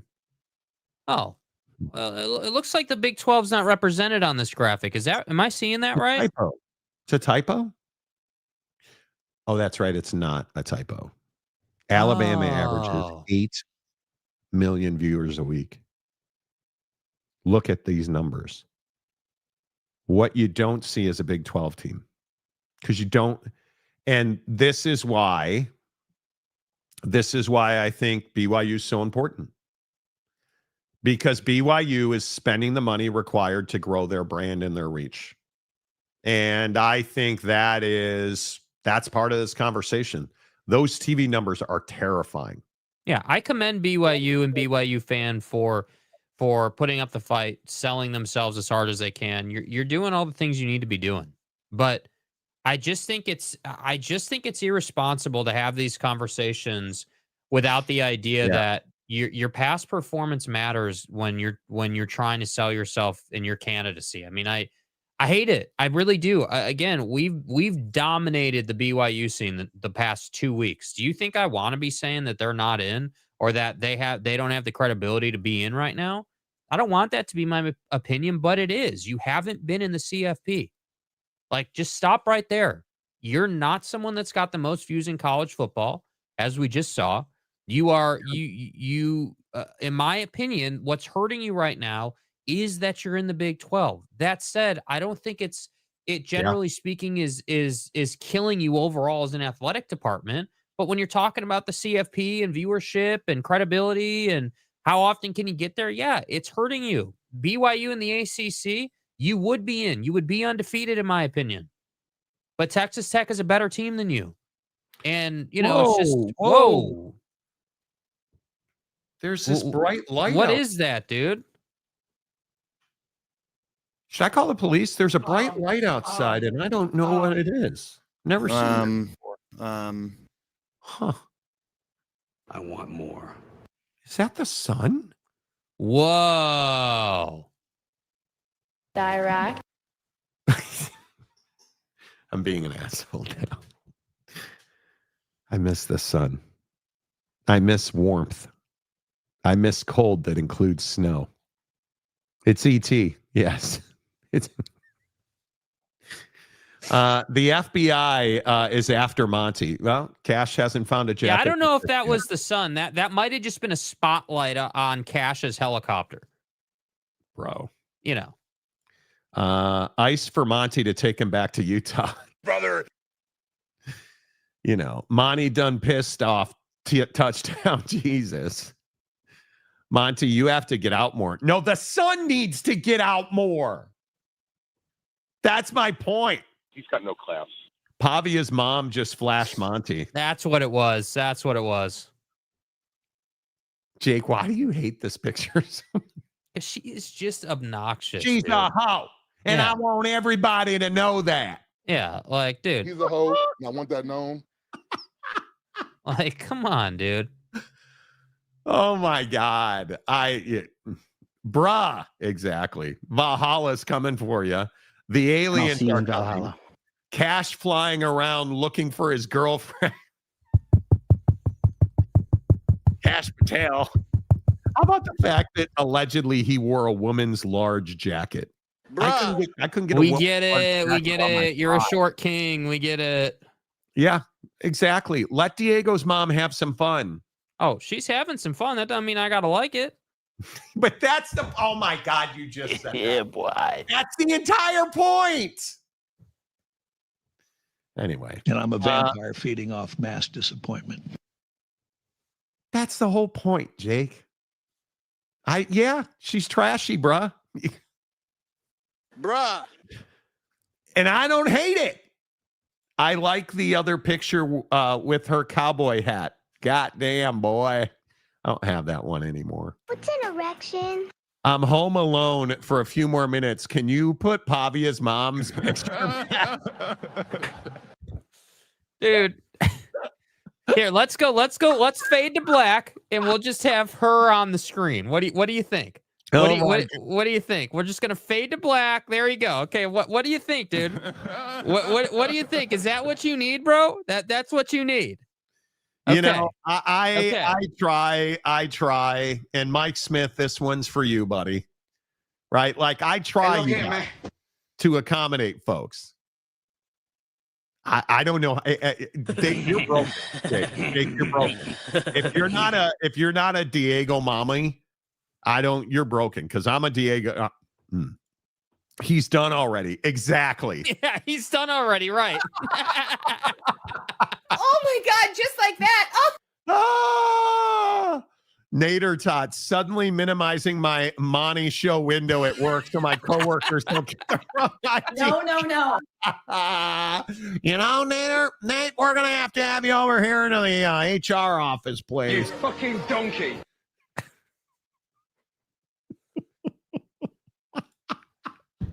Bro, Gabe, come on, dude. Dude. Oh my God. You know what? That's why I am a huge fan of the Pavia. I personally believe that's what we're doing. We should just call it the Pavia now. Hey, did you see dude, James Pavia Dana. What do you know, it was crazy. Hey, did you see the Pavia that moved in across the hall, brah? You know, I mean, it is what it is. Anyway, Cougar tails are different in the East. Yes, they are. Apparently. Moved a lot. Clean up on Iomani. Dude, and on ball. Exactly. 21 in Pavia mom. Do something for me. Bro, dude. Dude. Can you do something for me? Now, what? Get her on Zep? Are you out of your mind? You just called her fat? Dude, she is not. Okay. Yeah, it's quite simple, so I don't know why motherfuckers be overcomplicating it. The wife just walked by and said, "What the heck are you watching?" I said, "A sports show," and she sees Pavia on the screen and says, okay.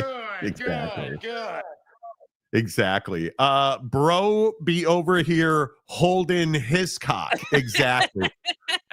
You know what? Waves in opposition. Listen. Waves in opposition. Anita Dick is an opponent. Waves in opposition. Holden Hiscock is also an opponent. Never gets old. Never, ever gets old. Never, ever gets old. I personally believe that U.S. Americans are unable to do so because some people out there in our nation don't have maps, and I believe that our education, like such as in South Africa and the Iraq, everywhere like such as, and I believe that they should, our education over here in the U.S. should help the U.S. or should help South Africa and should help the Iraq and the Asian countries. And the Asian countries. Bro, what the are you Iraq, talking about, man? And the Asian, the Asian. Bro. But wait. He's a hoe, and I want that known. Like, I see. He's a hoe, and I want that known.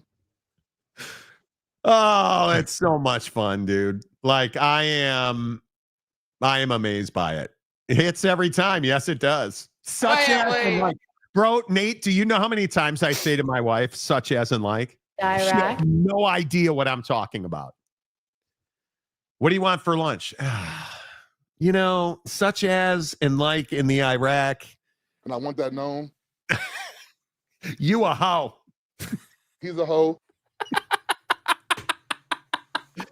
Oh my God. It's so good.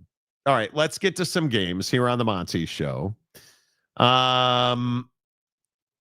What's the obviously I think the game of the weekend is BYU Texas, but what's our level of confidence in the Ohio State, who is a 5.5-point favorite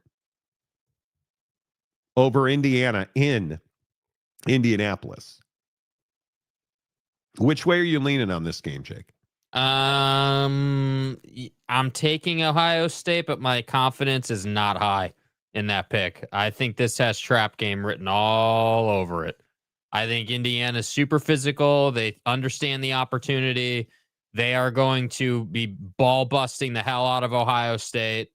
And I think it would be very easy for Ohio State to be riding high in the recruiting class they got, feeling really good this week, and show up to the field on Saturday and get punched in the mouth in the first quarter and not be able to recover. Mouth. With that said, it would be irresponsible and disrespectful to doubt Ryan Day after the run that he's been on. So I'm going to take Ohio State in this game. I'm going to take them by a field goal. Indiana's going to cover. I am going to take this 27-24, the Ohio State, and it's going to be a close one. You know, I think here's the thing that I think about Indiana. Indiana's been very good at times this year against some pretty crappy teams. I think they caught Oregon at the right time. I think the Indiana game, if this sounds crazy, but the Indiana game was a letdown game for Oregon. Coming off of the Penn State win, right? I think that when I look at Indiana, and I say to myself, what is it that what do we know about Indiana?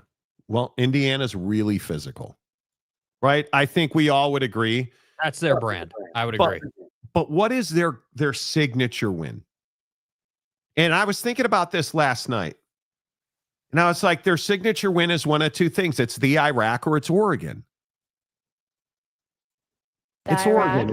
It's Oregon at Autzen, which was a letdown game for Oregon, and that's stuck in my craw. And I say to myself, you then went on to beat Michigan State, UCLA, Maryland, Penn State, Wisco, and Purdue, and you were not tested at all. Purdue. You were not tested at all, and you really self-inflicted damage against Penn State. And I don't think, and again, this is my opinion, I don't believe that Indiana's been tested all year. Who didn't you play? Well, you didn't play Ohio State, right? You didn't play Michigan. And you didn't play the SEC. You didn't play USC, and you didn't play any quality non-conference opponents. And isn't this exactly who Penn State was last year? And who got Penn State last year? Ohio State. And I look at Ohio State. This is a ready, accomplished team. This is a team that is very reminiscent, but better of last year. I look at Indiana last year at the shoe.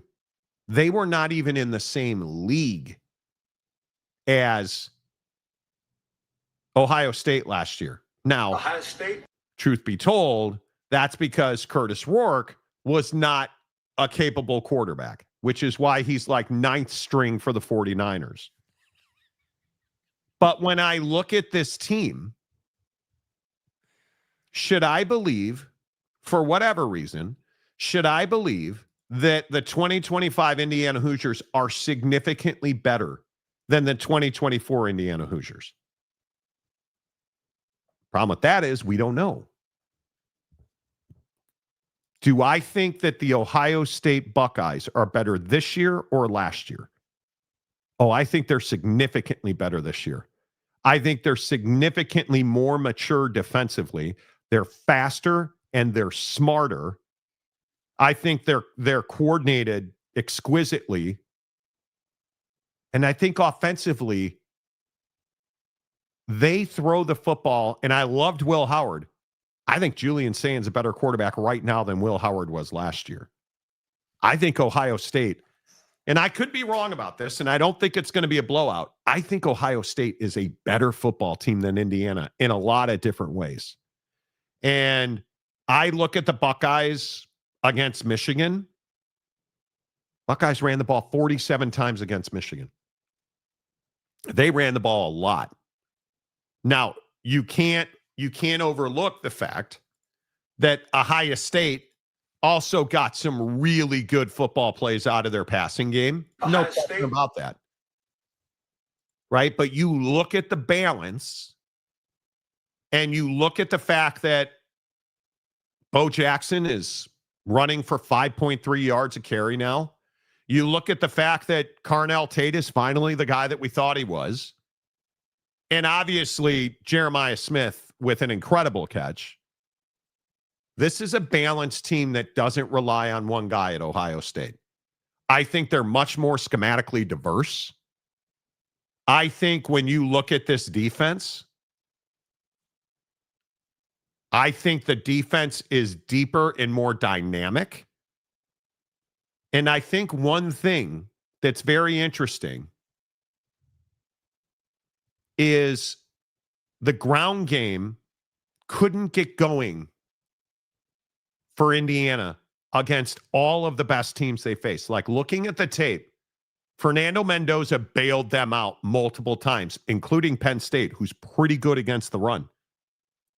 Right? You look at the Iowa game, what did Indiana struggle with? It's okay. You can go ahead and say it. They couldn't run the football well. So if we're going to look at matchup for matchup, I love Ohio State in this game. I love Ohio State in this game. And I want to try and find a way to tell you, oh, Indiana's here and Sig is a flipping stud. And yeah, the only problem with that is he's really not. And I think they're going to struggle to run the ball. And I think you look at that Iowa game, and I think that Iowa game was probably even more telling than the Penn State game, which I'll even give you the Penn State game, probably a letdown game. But what if you don't get that last touchdown? And if you look at the numbers for Indiana versus Iowa, Indiana was 0 of 3 on fourth down. Indiana only ran for 104 yards and averaged 2.7 yards a carry. And I think Ohio State's defense is significantly better. Significantly better. I love Ohio State to put up 28 points. And I think Indiana scores 17. And I think Ohio State runs with confidence and tenacity into the college football playoff. I sure hope you're right, man. I really do. Are you rooting against? Well, I would love nothing more than to see Ryan Day shut Cignetti up. I'm not like I think that Cignetti reeks of arrogance, and I think that there are levels to this game, and I think that Ryan Day has entered territory where now he needs to continue to stomp on people as the best coach in college football. And this is definitely one of those games. If I'm Ryan Day, this is a personal game for me. There's always been, there's always going to be a contender, right? There's always the next man up that's trying to take down the champion in the ring. And that's what this game is about, in my opinion. And Cignetti just thinks that he's the best and they're better than Ohio State. And I think Ryan Day's got to answer that. Caleb Downs, and I meant to get this audio today. Forgive me, I forgot. Caleb Downs was on a podcast this week with David Pollock, the former Georgia linebacker. Why did Caleb Downs go to Ohio State? Oh, well, he wants to be part of a dynasty. No, that's not what happened. You know what he told David Pollock? He said every week in the SEC, you got to go up against dudes. Week after week after week after week after week after week, and it gets tiresome. You're always going up against dudes. But in the Big Ten, you got like 4 games a year where you got to go up against a dude. Said the quiet part out loud. Big Ten's not deep. Big Ten's not physical. We got like 4 games a year. So what does that tell you? Guys like Ryan Day and guys like Matt Patricia know how to get their guys ready. They're going to be ready for this. And I don't want excuses out of Bloomington. This is a home game. I don't want to see Fernando Mendoza struggle on the road. This is a home game. It's Indianapolis. It's 40 minutes from Bloomington, I think. It's a home game. There are no excuses. You play well, or you're the frauds that I think you are. And you're a fraud because you're playing a conference that has no depth, and you avoided the best teams in the conference yet again. And I think I go back to, and I can't remember who said it, but why would we schedule good teams? Mm-hmm. Why wouldn't we just schedule crappy teams? Why wouldn't we just schedule nobodies? Right? And you say that and you hear that, and then I hearken you back to what Greg Sankey said about strength of schedule. Whether people want to agree with it or not, that's up to them. We can go through the analytics and show the rigor of our schedule is different than anyone else's, period. And we had a learning session in September of the CFP about strength of schedule, and strength of schedule isn't everything, but it is an important factor. I remember very clearly one of the messages was, if you play the top-ranked team and the 130th ranked team, those two games average out to 65.5. If you play 65 and 66, they average out to 65.5. And so the advisor said, you're just as well playing 65 and 66. Here's my problem. But for maybe two teams in a year, we don't have 65 or 66, and everybody else has a group. It's true. So they're all saying the quiet part out loud now. I went to the Big Ten because it's easier. Mm-hmm. I think Ohio State's a better football team. 28-17, Ohio State wins the game. That's how I see it. Great. Love it. You're a fraud if you don't agree with me. I do agree with you. I just think that Indiana's going to cover. I just like the word fraud. Indiana's not getting within a touchdown of Ohio State. Okay. I just don't see it. Mountain Mama. Yeah, boy. Down Styles, Reese, those three players alone on that defense, dude. Incredible. Yet Ohio State schedules Texas week 1 because it's what you got to do. It's what you got to do. In my opinion, I think you absolutely have to do it. Are we getting more spam? Yeah, we had comment. Yeah, I took care of it. I think Ohio State's running game was better last year, and that might be the only thing better last year. Could be. Brady, what credibility does Notre Dame or Oregon have? Where are all their titles? Past 20 years, only team that has consistent cred are Bama, Georgia, Clemson, and Ohio State. LSU, Oregon, no title. Notre Dame, not since 88. What do you mean LSU doesn't have a title? LSU's got titles. Yeah, 2021, I believe it was. Yeah. And by the way, the cred doesn't come from winning titles. It comes from being in the CFP consistently. Winning titles is a different conversation, right? Yep. That's different. Yep, totally agree. Just look at Mendoza's away game performances. He disappears. Disappears is probably strong, but I know it's Indianapolis, but still, it's going to be a foreign building. You're not wrong, Rex. You're not wrong at all. Dude that abides. The way Indiana runs the ball, they use RPO, does play more into Ohio State's hands than what Michigan does. I think that when you look at the way Styles is a guy you have to really pay attention to, in my opinion, because I think it's critically important that you keep a shell on this running game. You can't. One of the things that when you watch Ohio State's defense is they're really disciplined on the edge. You very rarely see on the running plays. The worst mistake most defenses make defending the run is the defensive end will crash down on a ball fake, right? There'll be that ball fake and you'll wind up with that pitch that Indiana knows. And that's available because the defensive end is crashing down to tackle the running back.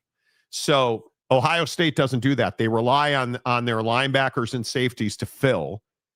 And they have, in my opinion, done very well being disciplined on off the edge. And that is a huge advantage, in my opinion. I think Ohio State wins, but Vegas is giving Indiana its due. I would agree with that. I would agree. Rex, the crowd will be 60-40 Indiana. I think it's going to. I think you're underestimating Ohio State fans. Yeah, I think they will show up. I think it's going to be very close to 50-50. This is not far from Columbus at all. So, but that's just me. The Ohio State 28-24. TCU James says Ohio State may not be motivated since the CFP spot is guaranteed. Well, then why is Indiana? I totally disagree. And you have a bunch of absolute murderers on that defense. Ohio State. You got guys that are trying to make their draft stock go up. You know, boo on that 88 title. Hey, Notre Dame, our mother. Yeah, I don't hold. Yeah, there it is. Hey, there is the infamous tweet. Team meeting for Iowa State. Coming up in an hour and 10 minutes. That could be going down.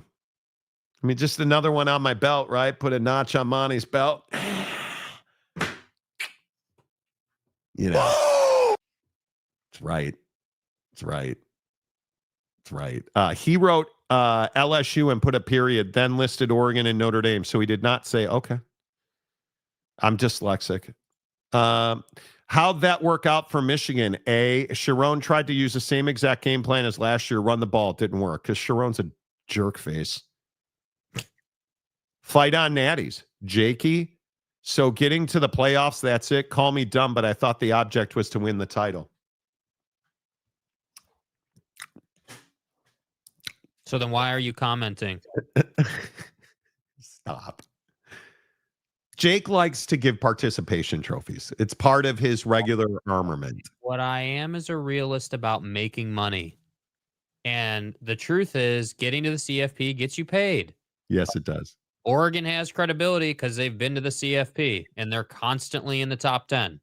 Like USC or Notre Dame. Notre Dame's got credibility because they just went to the national championship game last year.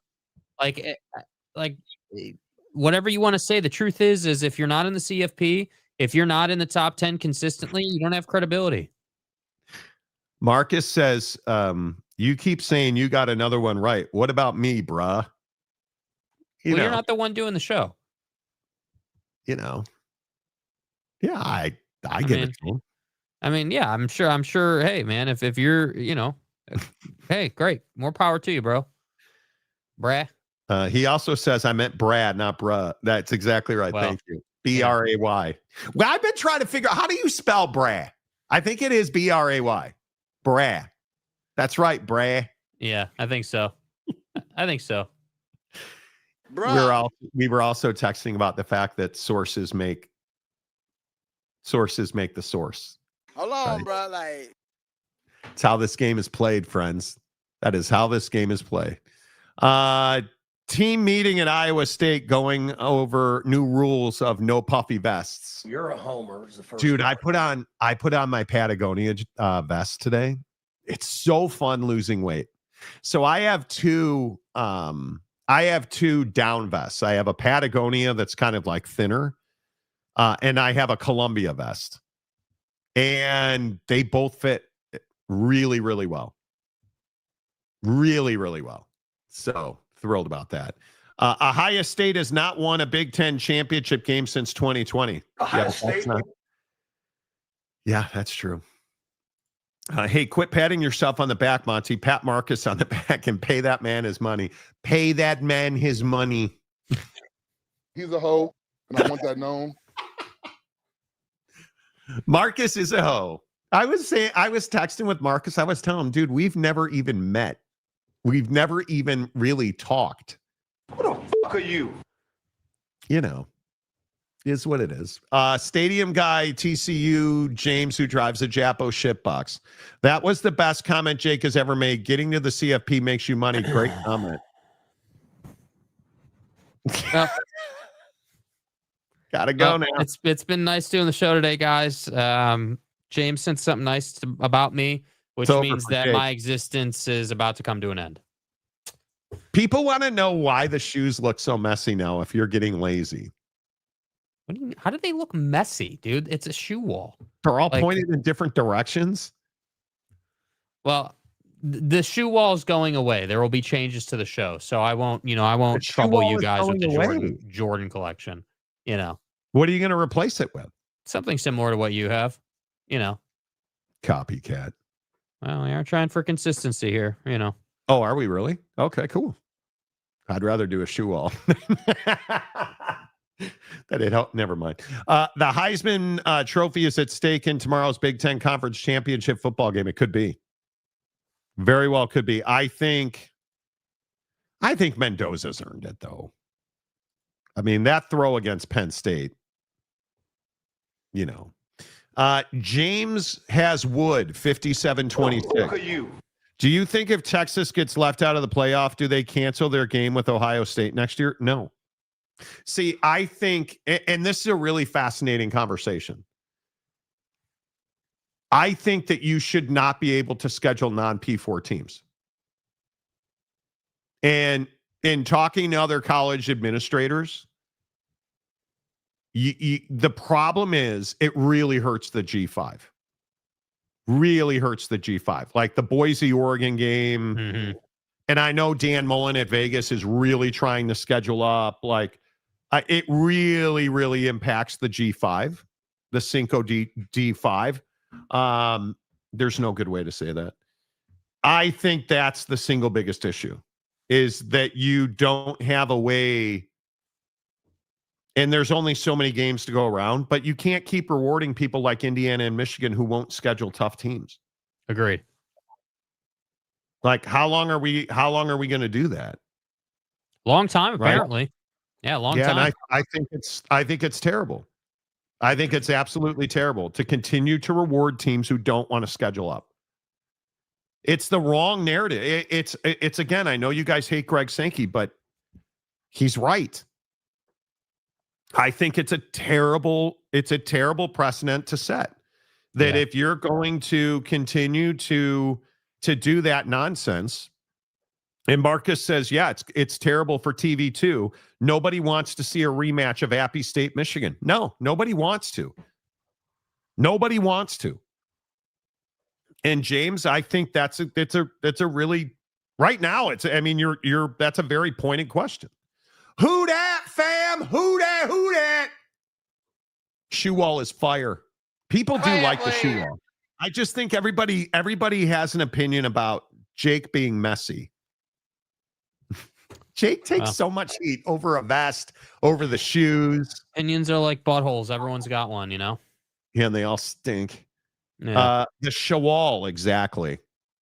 Big Pun, if Jake needs to up his life insurance, I know it was you, Fredo. I know it was you, Fredo. I want that known. Hey, you realize we're like 2 weeks from today, we'll be on our way to Paris. Yeah, clock's ticking, bro. We'll be on a large jet plane going to Paris in 2 weeks. Mm-hmm. Is Jake coming out of the closet? I mean, We're keeping the book right now. We ask. Jake, I'm so sorry about Oak State James cursing you now. I feel as if the funeral will be beautiful. Monty will cry, but can I inherit the puffy vest collection? Damn. I see where your priorities lie. How many puffy vests do you have? I just have the two. That's it. Just got the two. See, the funny thing is, I'm the vest guy. I have 2 Callaway vests. I have a Nike vest, but the Nike vest is dead to me. I should give it to you because you're the fat guy now. It doesn't fit me at all. Like, I cannot wear my Nike vest anymore. I have the 2 Callaway vests, the Patagonia vest, and the Columbia vest. But you never wear them on the show, so do you really have those vests? I mean, if a bear takes a dump in the woods, oh boy, here we go. See?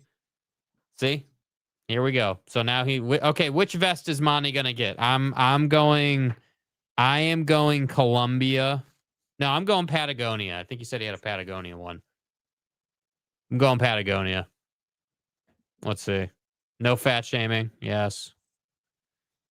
Jake should sign the puffy vest with a silver marker and send it to the advocates so they can auction it off for charity. Yeah, here's the problem, dude. I don't know how many people actually have value in this North Face vest. That's the thing. That you went Patagonia. See, there you go. Dude, the vest vibes, bro. Dude. Patagonia down, baby. There it is. I'm telling you, it's amazing. What do we think of Monty's vest? See? The vest energy is here. The Patagonia logo is clean, I must say. It's a nice vest. I got to tell you, it is. Yours is a little puffier than mine. It does appear to be newer. It is newer. It's about 2 weeks old. Yeah. So the puffy level is still high. I actually like the Columbia vest because it's got like these 2 front pockets that make me feel like a SWAT team member. You know, this is the nicest vest I own. It is the Patagonia vest. It's all that in a bag of chips. Like, yeah, it is spectacular.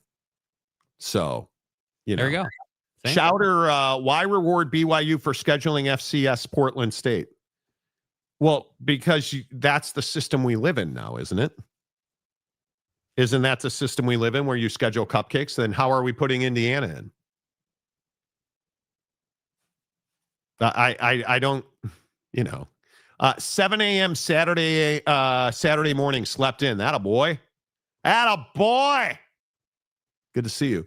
James, who has Wood, a member for 11 months. Jimmy Wood. Jimmy Wood, does Bama still get in with a third loss? No, they do not. I think if Bama loses the SEC championship game, it's sayonara, Nick Saban. You know, did you guys hear Nick Saban today say that he advised Lane Kiffin to stay at Ole Miss?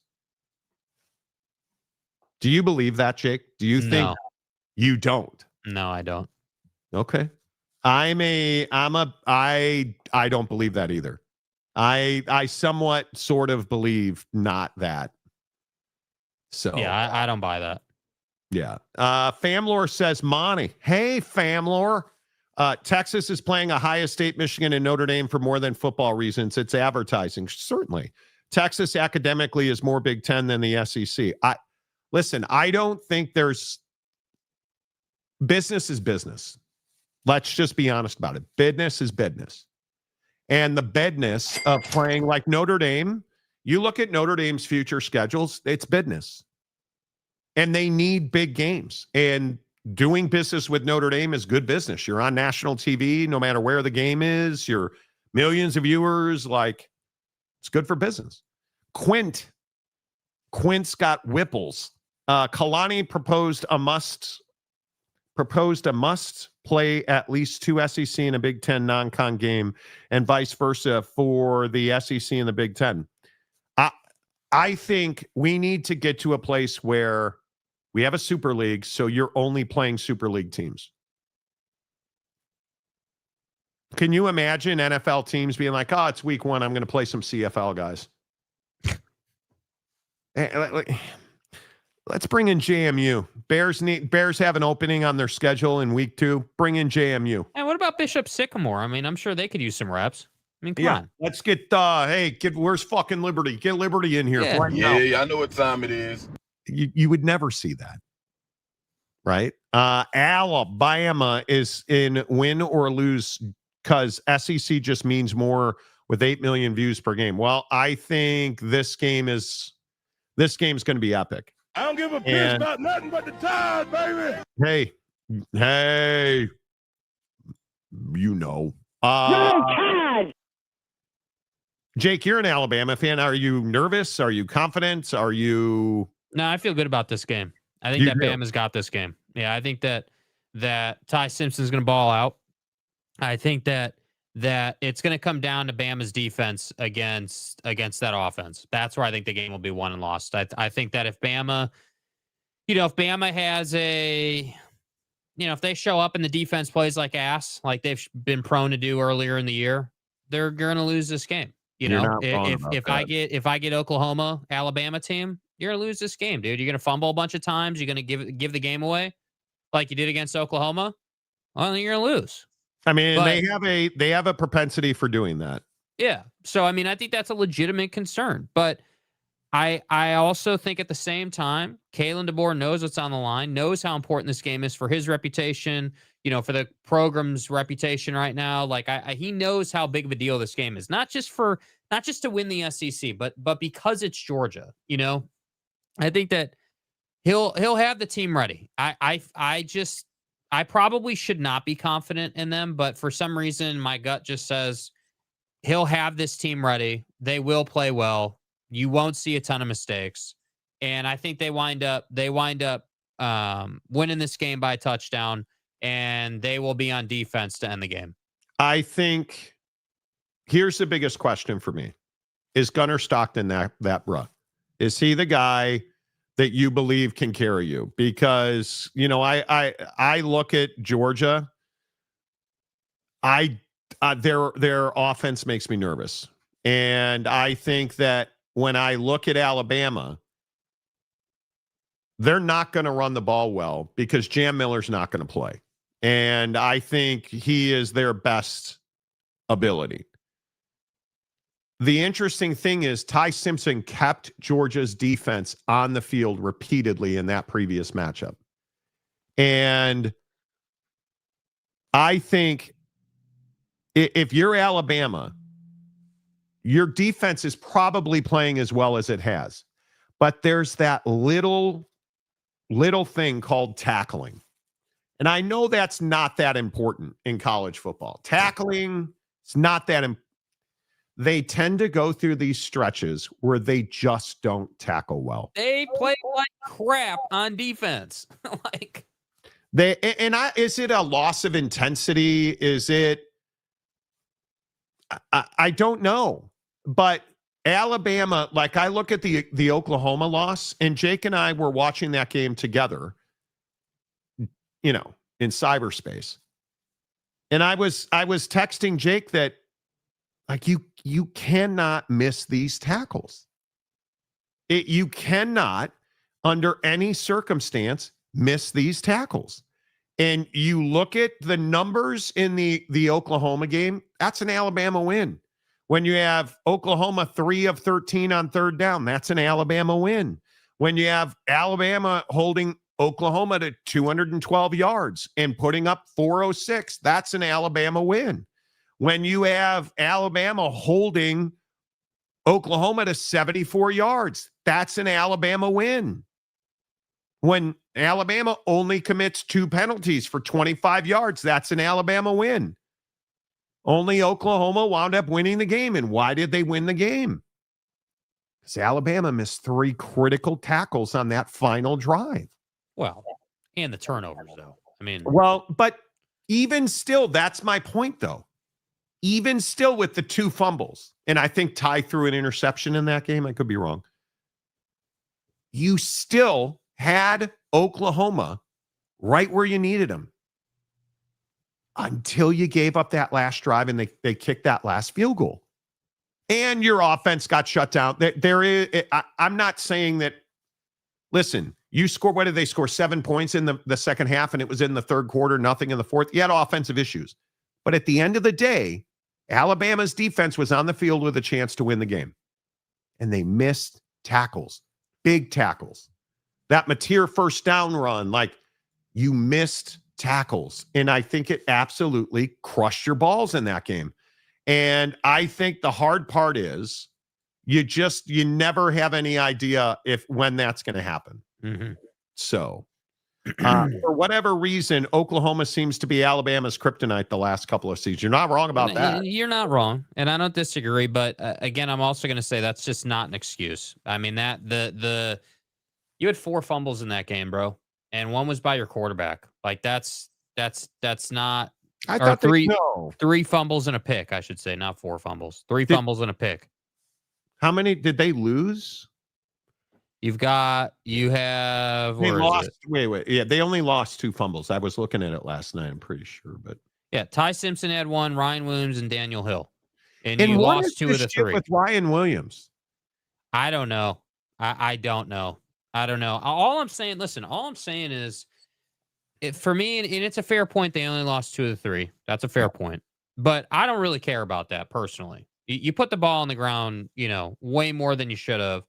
And you just, it's almost as if they felt like, yeah, John's probably not 100%. Like, this is a team that we can hold down on defense. Like, it's just like they just weren't locked in. You weren't like, it just wasn't there for you that day. Now, again, I have a hard time believing that you're going to show up to the SEC championship game against the Bulldogs and be like, yeah, we can hold this team. That's not going to happen. That's not how human beings are wired. No. This is the SEC championship game. Everybody and their mom knows what's on the line. You can bet your ass that he's going to be wearing the black hoodie, and they're gonna play well in this game. I have a hard time thinking that they're not, and I really hope that. And the fumbling hasn't been a big issue the last 2 weeks, and I know that Auburn and whoever it was they played. Oklahoma, the problem with that argument, and I've heard Bama fan in our comment section make this argument.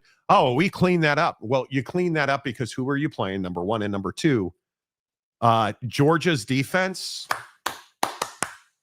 They play defense, bro. Yeah. What is Oklahoma really good at? Defense. It worries you that against the best defenses, you've turned the ball over, right? And I'm not trying to take anything away from Alabama. I'm worried about Jam Miller in Eastern Illinois and Auburn, or was it Auburn? No, they ended with the Iron Bowl. But what did you do to beat Auburn? You made a huge play defensively. You shut Auburn down defensively. But it's Auburn. Is that really that huge of an accomplishment? And you know what worries me about Bama? It's Auburn. 5-7 Auburn, 1-7 in the SEC, and you only beat them by a touchdown. I understand there's vitriol and there's heat because it's a rivalry game, but come on, Brett. That's not a game where you should have been within a touchdown. Because that game was in question up until that turnover late. That for me is a huge problem. Listen, I'm taking Bama. I'm taking Bama, 31-28, Bama. Wow. Yeah. 30. So you think this is a 58-point game? Yeah, I think there's going to be scoring in this game, yeah. Wow. I was much more 27-24 Alabama. That was where I was at. Well, listen, I mean, it's Gunnar Stockton's not immune to throwing picks, and obviously Ty has had his fair share of turnovers. So, I mean, if we've got turnovers in this game against two pretty solid defenses, I definitely could see some scoring happening. So I'm going to go 31-28, Bama, SEC champions. On the CFP. What is an aerial flood watch? I just got to notice that here in Seattle, there's an aerial flood watch. What does that mean we're going to get a lot of rain? God damn it. An aerial flood warning is issued for flooding that occurs more gradually, normally from prolonged and persistent moderate to heavy rainfall. This results in a gradual ponding or buildup of water in low-lying flood-prone areas, as well as small creeks and streams. Okay. Mike says it's a tall woman with a weak bladder. I've lived here 2 months, and I'm so tired of the rain. Southwestern Tennessee. I'm so tired of the rain. That's oh, my God. Yeah. Alabama 27-20. That could be very true. Sup, Monty? Sup, Paxton? I'm rooting for State of Texas tomorrow. As you should be. 10 days of rain for Seattle. Ugh. I got my dog a puffer. My dog's got a puffer vest. Timothy, there's a song called Sweet Home Alabama. You ever heard of it? Timothy. Sounds vaguely familiar. Y'all need some sun. Yeah, we do. We do. Don Juan, why'd you move to Seattle? My wife's a juggernaut. I get that. I didn't. It's not that I get it. I don't hate Seattle. I hate the rain. I'm not over. It's not impacting me. I mean, rectally. Yeah, now that we left Salt Lake, they're getting like feet of snow, in typical fashion. I don't want to talk about it. I'm on Paxton, cold as balls here in the garage. What do you live in the garage? Mom won't let you in the house. Georgia 24-17, Jay says. Again, I think that's, dude, welcome to the PNW, fellas. Yeah, seriously. Seriously. Mrs. Monty and her purse of power compelled Monty to move. It did. How's the golf up there? Actually, really good. I'm going to play for the first time this weekend. So we shall see. Oh, dude, there is no question. No question. Is it mandatory for animals to have life jackets? No, but he loves it. Get yourself a vitamin D supplement. I do, and I have a light, you guys. Have I not showed you guys this light? Oh shit.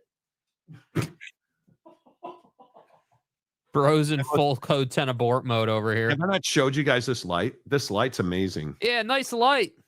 It's a mood light.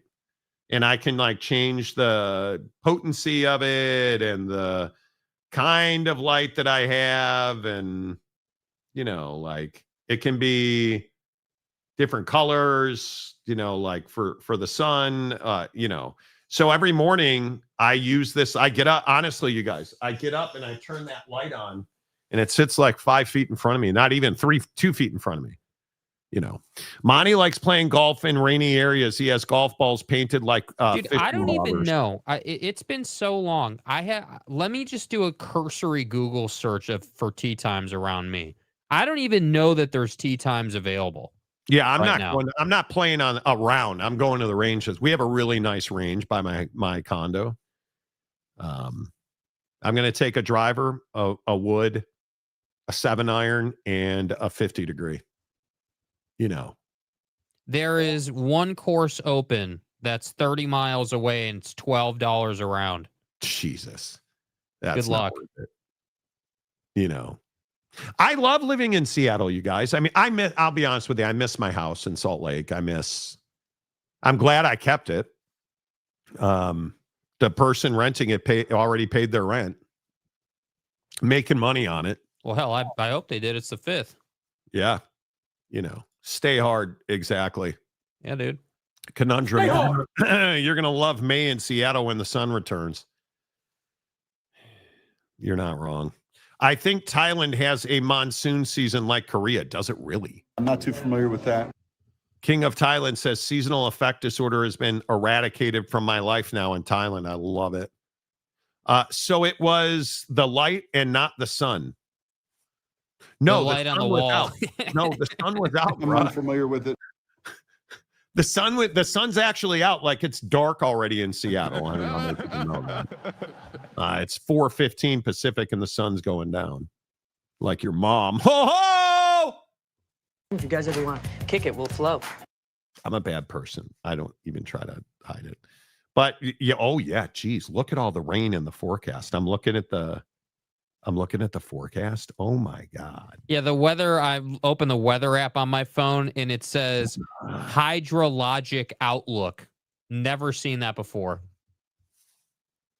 Okay. That's fine. Listen, I'm telling you now, it is an adjustment. I don't hate Seattle. I miss Salt Lake. Do you think I'll ever live in Salt Lake again? No.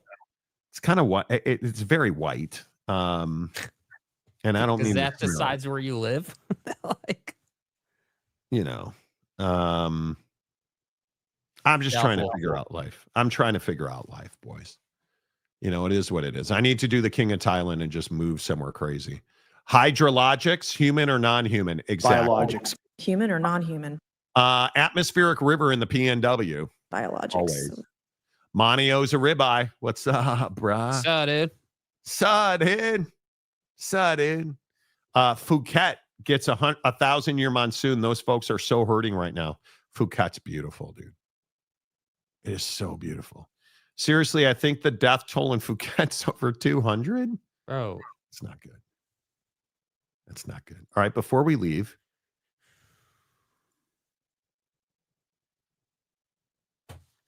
within a touchdown in the fourth quarter or not? Or not? Nah, fam. Really? Nah, you're down 10 at the half. Stop. You're down 10 at the half. 17-7 at the half. And you'll be within one possession in the third quarter. And midway through the third quarter, your dreams will die. And you will wind up losing this game by 10 to 17 points. So you have Texas Tech losing the game. No, I have Texas Tech winning the game. Are you sure? I am very positive, sir. I think this is going to be a one-score game late in the game, and somebody's going to make a mistake. Somebody's going to make a mistake. And my feeling is, here's what I think. Bear Bachmeier's a significantly better quarterback. I've watched a lot of Bear Bachmeier tape this week, and Bear Bachmeier's a significantly better quarterback than the last 3 games than he was when they were in Lubbock. He is making better decisions. A lot of the things that ailed him against Tech are not going to be fixable until the summer. Spring ball into summer. He needs to learn to read defenses. Right now, Bear Bachmeier, and I've talked about this a lot, Bear Bachmeier is, hey, is that receiver open? He's not? Okay, I'm going to go there. That's it. He's not like, okay, well, I see this guy sliding down. I'm going to run motion to figure out, are they in zone, man? Is that a blitz? Let me audible. That's not who Bear Bachmeier is. And I think you see Bear, one of the things that's left him is the panic snaps. There were consistently 3-4 snaps a game where he would just be all out panic mode. And a lot of those panic snaps turned into wins. He is much better passing the football the last couple of weeks. The problem is he's not ready to beat Texas Tech as a football player. And the problem for Bear is next year, Tech's going to go undefeated again. A year from now, BYU will win this conference. Regular season and championship, because Bear will be ready. Bear's ceiling will be much higher. It's not high now. At least it's not high enough. I think this is going to be a 24-21 Texas Tech win. And I actually think BYU will have the lead in the second half, and Texas Tech will close and win. And I think they're going to close and win because they're going to run the football a lot. And it worries me. We'll see how healthy Baron Morton is. How mobile is Baron Morton? He's a sitting duck. The guy's not going anywhere. He's not a speedboat. He's a canoe. So you're going to be able to get after his ass. How much and how effective does Tech run the football? Because their defense has some dudes that are banged up. Yeah, you want to win this game if you're BYU? Knock Baron Morton out of the game. Simple as that. And I hate saying that. I'm not rooting for anyone to get hurt, but that's a great way to put Tech on their heels and throw a big wrench into their plan. If you can do that there's no reason why you can't be right in the middle of this thing, going down, winding the clock down. And I think that, I want BYU to be in this game, and I agree, totally. I agree that Bear Bachmeier is a better quarterback than he was the first time. But I still don't think that we saw everything that Tech had to offer in that first meeting. So just the same way that Bear Bachmeier is better and should perform better, I think Tech has more to offer defensively than you saw in the first matchup because the game wasn't all that close.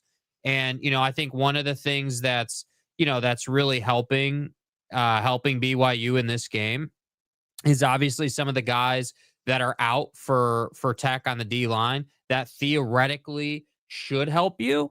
But, I don't know how well are you gonna run the ball here? How well are you, Skylar Gill-Howard being out of this game or doubtful, I believe it said on the injury report. Yep. I don't know, does he play? If he is playing, is he 50%, 60%? I don't know. So we'll have to see what the D line looks like for Tech. But my objective, if I'm BYU early in this game, is the first time that Baron Morton runs, I am punishing him, even if it is risky to get a penalty. I'm going to take that penalty with the idea that if you have the opportunity to Jackson Dart Baron Morton, I'm taking that opportunity all day long. If you're going to give me that opportunity, I'm going to punish you, dude. I'm going to punish you. So That would be my game plan. And if it comes down to a 50-yarder out of Will Ferrin, I like my odds if I'm BYU. I'm good with that. I think BYU will be close in the fourth quarter. And I really hope Bear doesn't if Bear doesn't turn it over in the second half, they're going to be in really good shape. LJ can't get hurt and Bear can't turn the ball over. That goes without saying. Punish Texas Tech for their penalties because you know they're going to take them. Right. And if you want to win this game, you got to have Bear Bachmeier throw the ball. That's what it comes down to. And just looking at my notes, I just feel like he is the beginning and the end.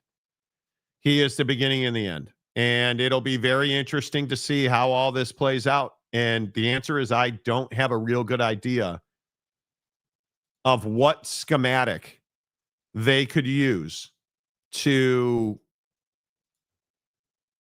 beat Texas Tech, because I think Texas Tech is a really complete package. They're a really complete package outside of Baron Morton. Baron Morton is susceptible. And I think you have to expose Baron Morton. Remember BYU versus Oklahoma? Clausen. What do you mean? What do you mean by that? 2 years ago? Rodriguez Ball Puncher of the Year award. You're not wrong about that. Why don't we consider special teams more? They almost always matter. Well, I just talked about the kicker. BYU special teams cannot, because BYU special teams were horrendous against Texas Tech. 3 turnovers you could attribute to special teams.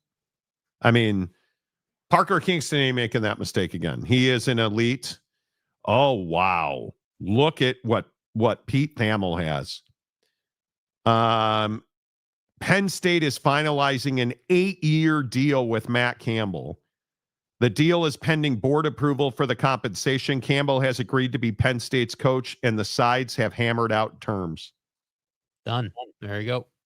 8-year deal for Matt Campbell at Penn State. So that immediately tells me Jesus that Penn State is in the right mindset, because the first couple of years are going to be a struggle. He's got to build the program talent pool first, right? Before you could start competing again. So this is what I said earlier in the show. If it's a long-term commitment, that they're really marrying up to him. And I would say that the first year to 2 years are going to be a little bit of a struggle.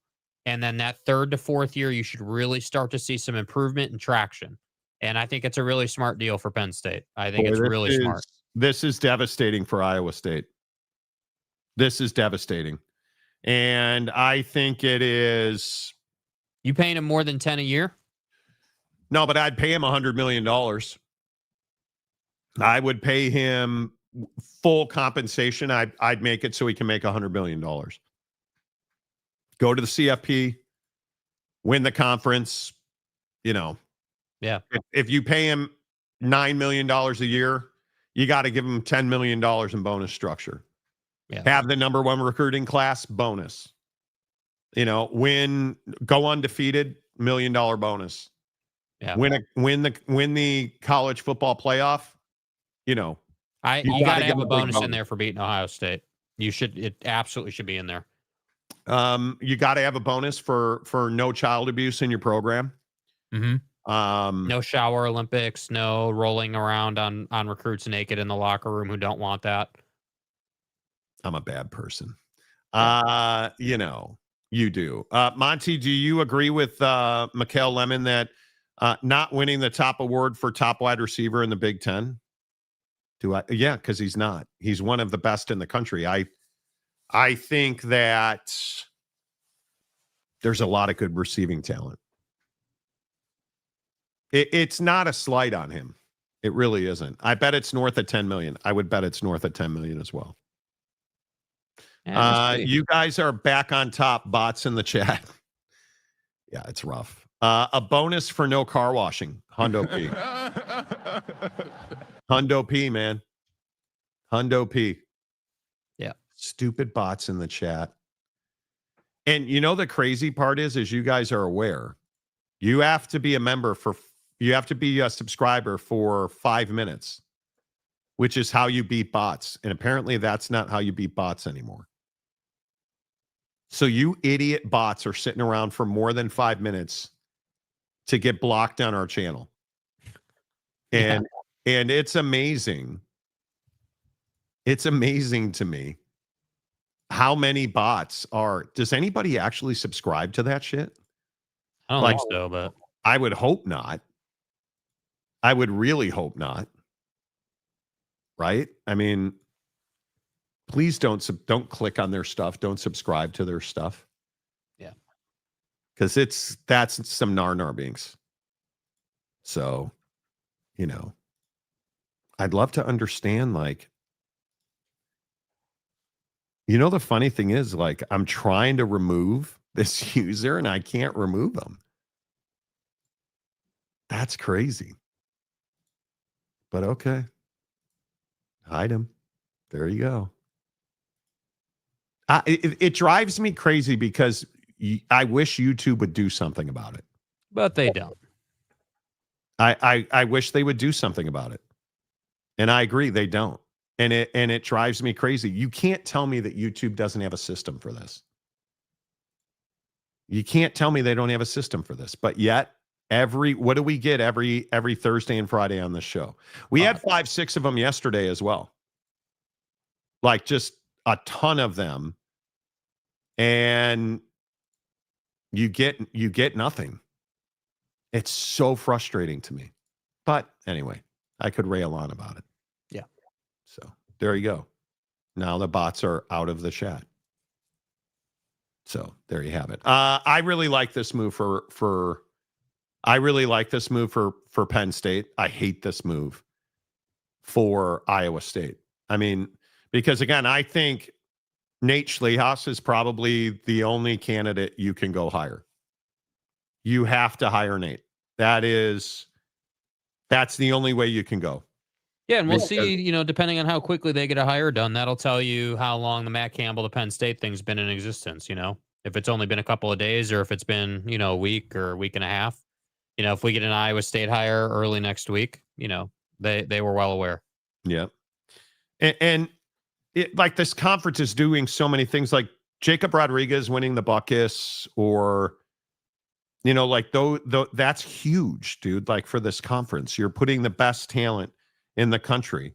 And, you know, you're losing a guy like Matt Campbell. Kyle Whittingham, I would assume at some point here in the next few hours, we'll get an answer on it. I just think it's huge, man. It is so important that you get a good hire there. And college football's exploding, dude. Like, viewership records, and it's quite literally exploding. And I think it's huge. I think it is really, really huge that you come back with this and you rebound from losing a guy like that. Spam bots were where there is a will, there's a way, apparently. Splodin. That's right. Jake, final score prediction on BYU? 27-17 Tech. Ooh, so you're expecting a comfortable win. Mm-hmm. 27-24 Texas Tech wins. And I think BYU will have the ball with a chance to win the game. And for the record, FTR, I hope that's the case. I really hope it's not another blowout. I hope it's close. 6-7. Yeah. Seriously. You know. Yeah. Is what it is. YouTube, StreamYard, or both. Both. They suck. Both. I hate StreamYard. Texas Tech 24, BYU 23. Okay. I don't hate that. 38-17 Texas Tech. Hope not, scoring man. 30 points. Scoring 30 points on BYU's defense is damn near impossible. So 27-17. The numbers, the Michigan-Ohio State game, 18.4 million. Good Lord. A&M, Texas, 13 million. Bama, Auburn, 11 million. Georgia Tech, 8 million. Man, that is wild. Oregon, Washington, 4 million. Egg Bowl, 5 million. LSU, OU, 6.4. Man, that's crazy. Iowa, Nebraska, 3.8. Vandy, Tennessee, 4 million. UCLA SC, 2.2 million. Like, just incredible. Just incredible, dude. Just incredible. But there you go. All right, that's it, my friends. The Monty Show, as always, presented by the Advocates at theadvocates.com, the best injury attorneys in the business. It won't cost you a dime. My friends, if you find yourself in a tough spot over the weekend, the Advocates are ready to serve you. 24/7. You can talk to a live attorney live on their website. No chat bots, no bots in the chat, just real live injury attorneys. Clear risk-free advice, and you never pay out of pocket because you don't pay the Advocates until they win your case. Enjoy the upper vest this weekend. Matt Campbell, new head coach at Penn State, BYU, Georgia, and Ohio State. Love you, buddy. Have a good weekend.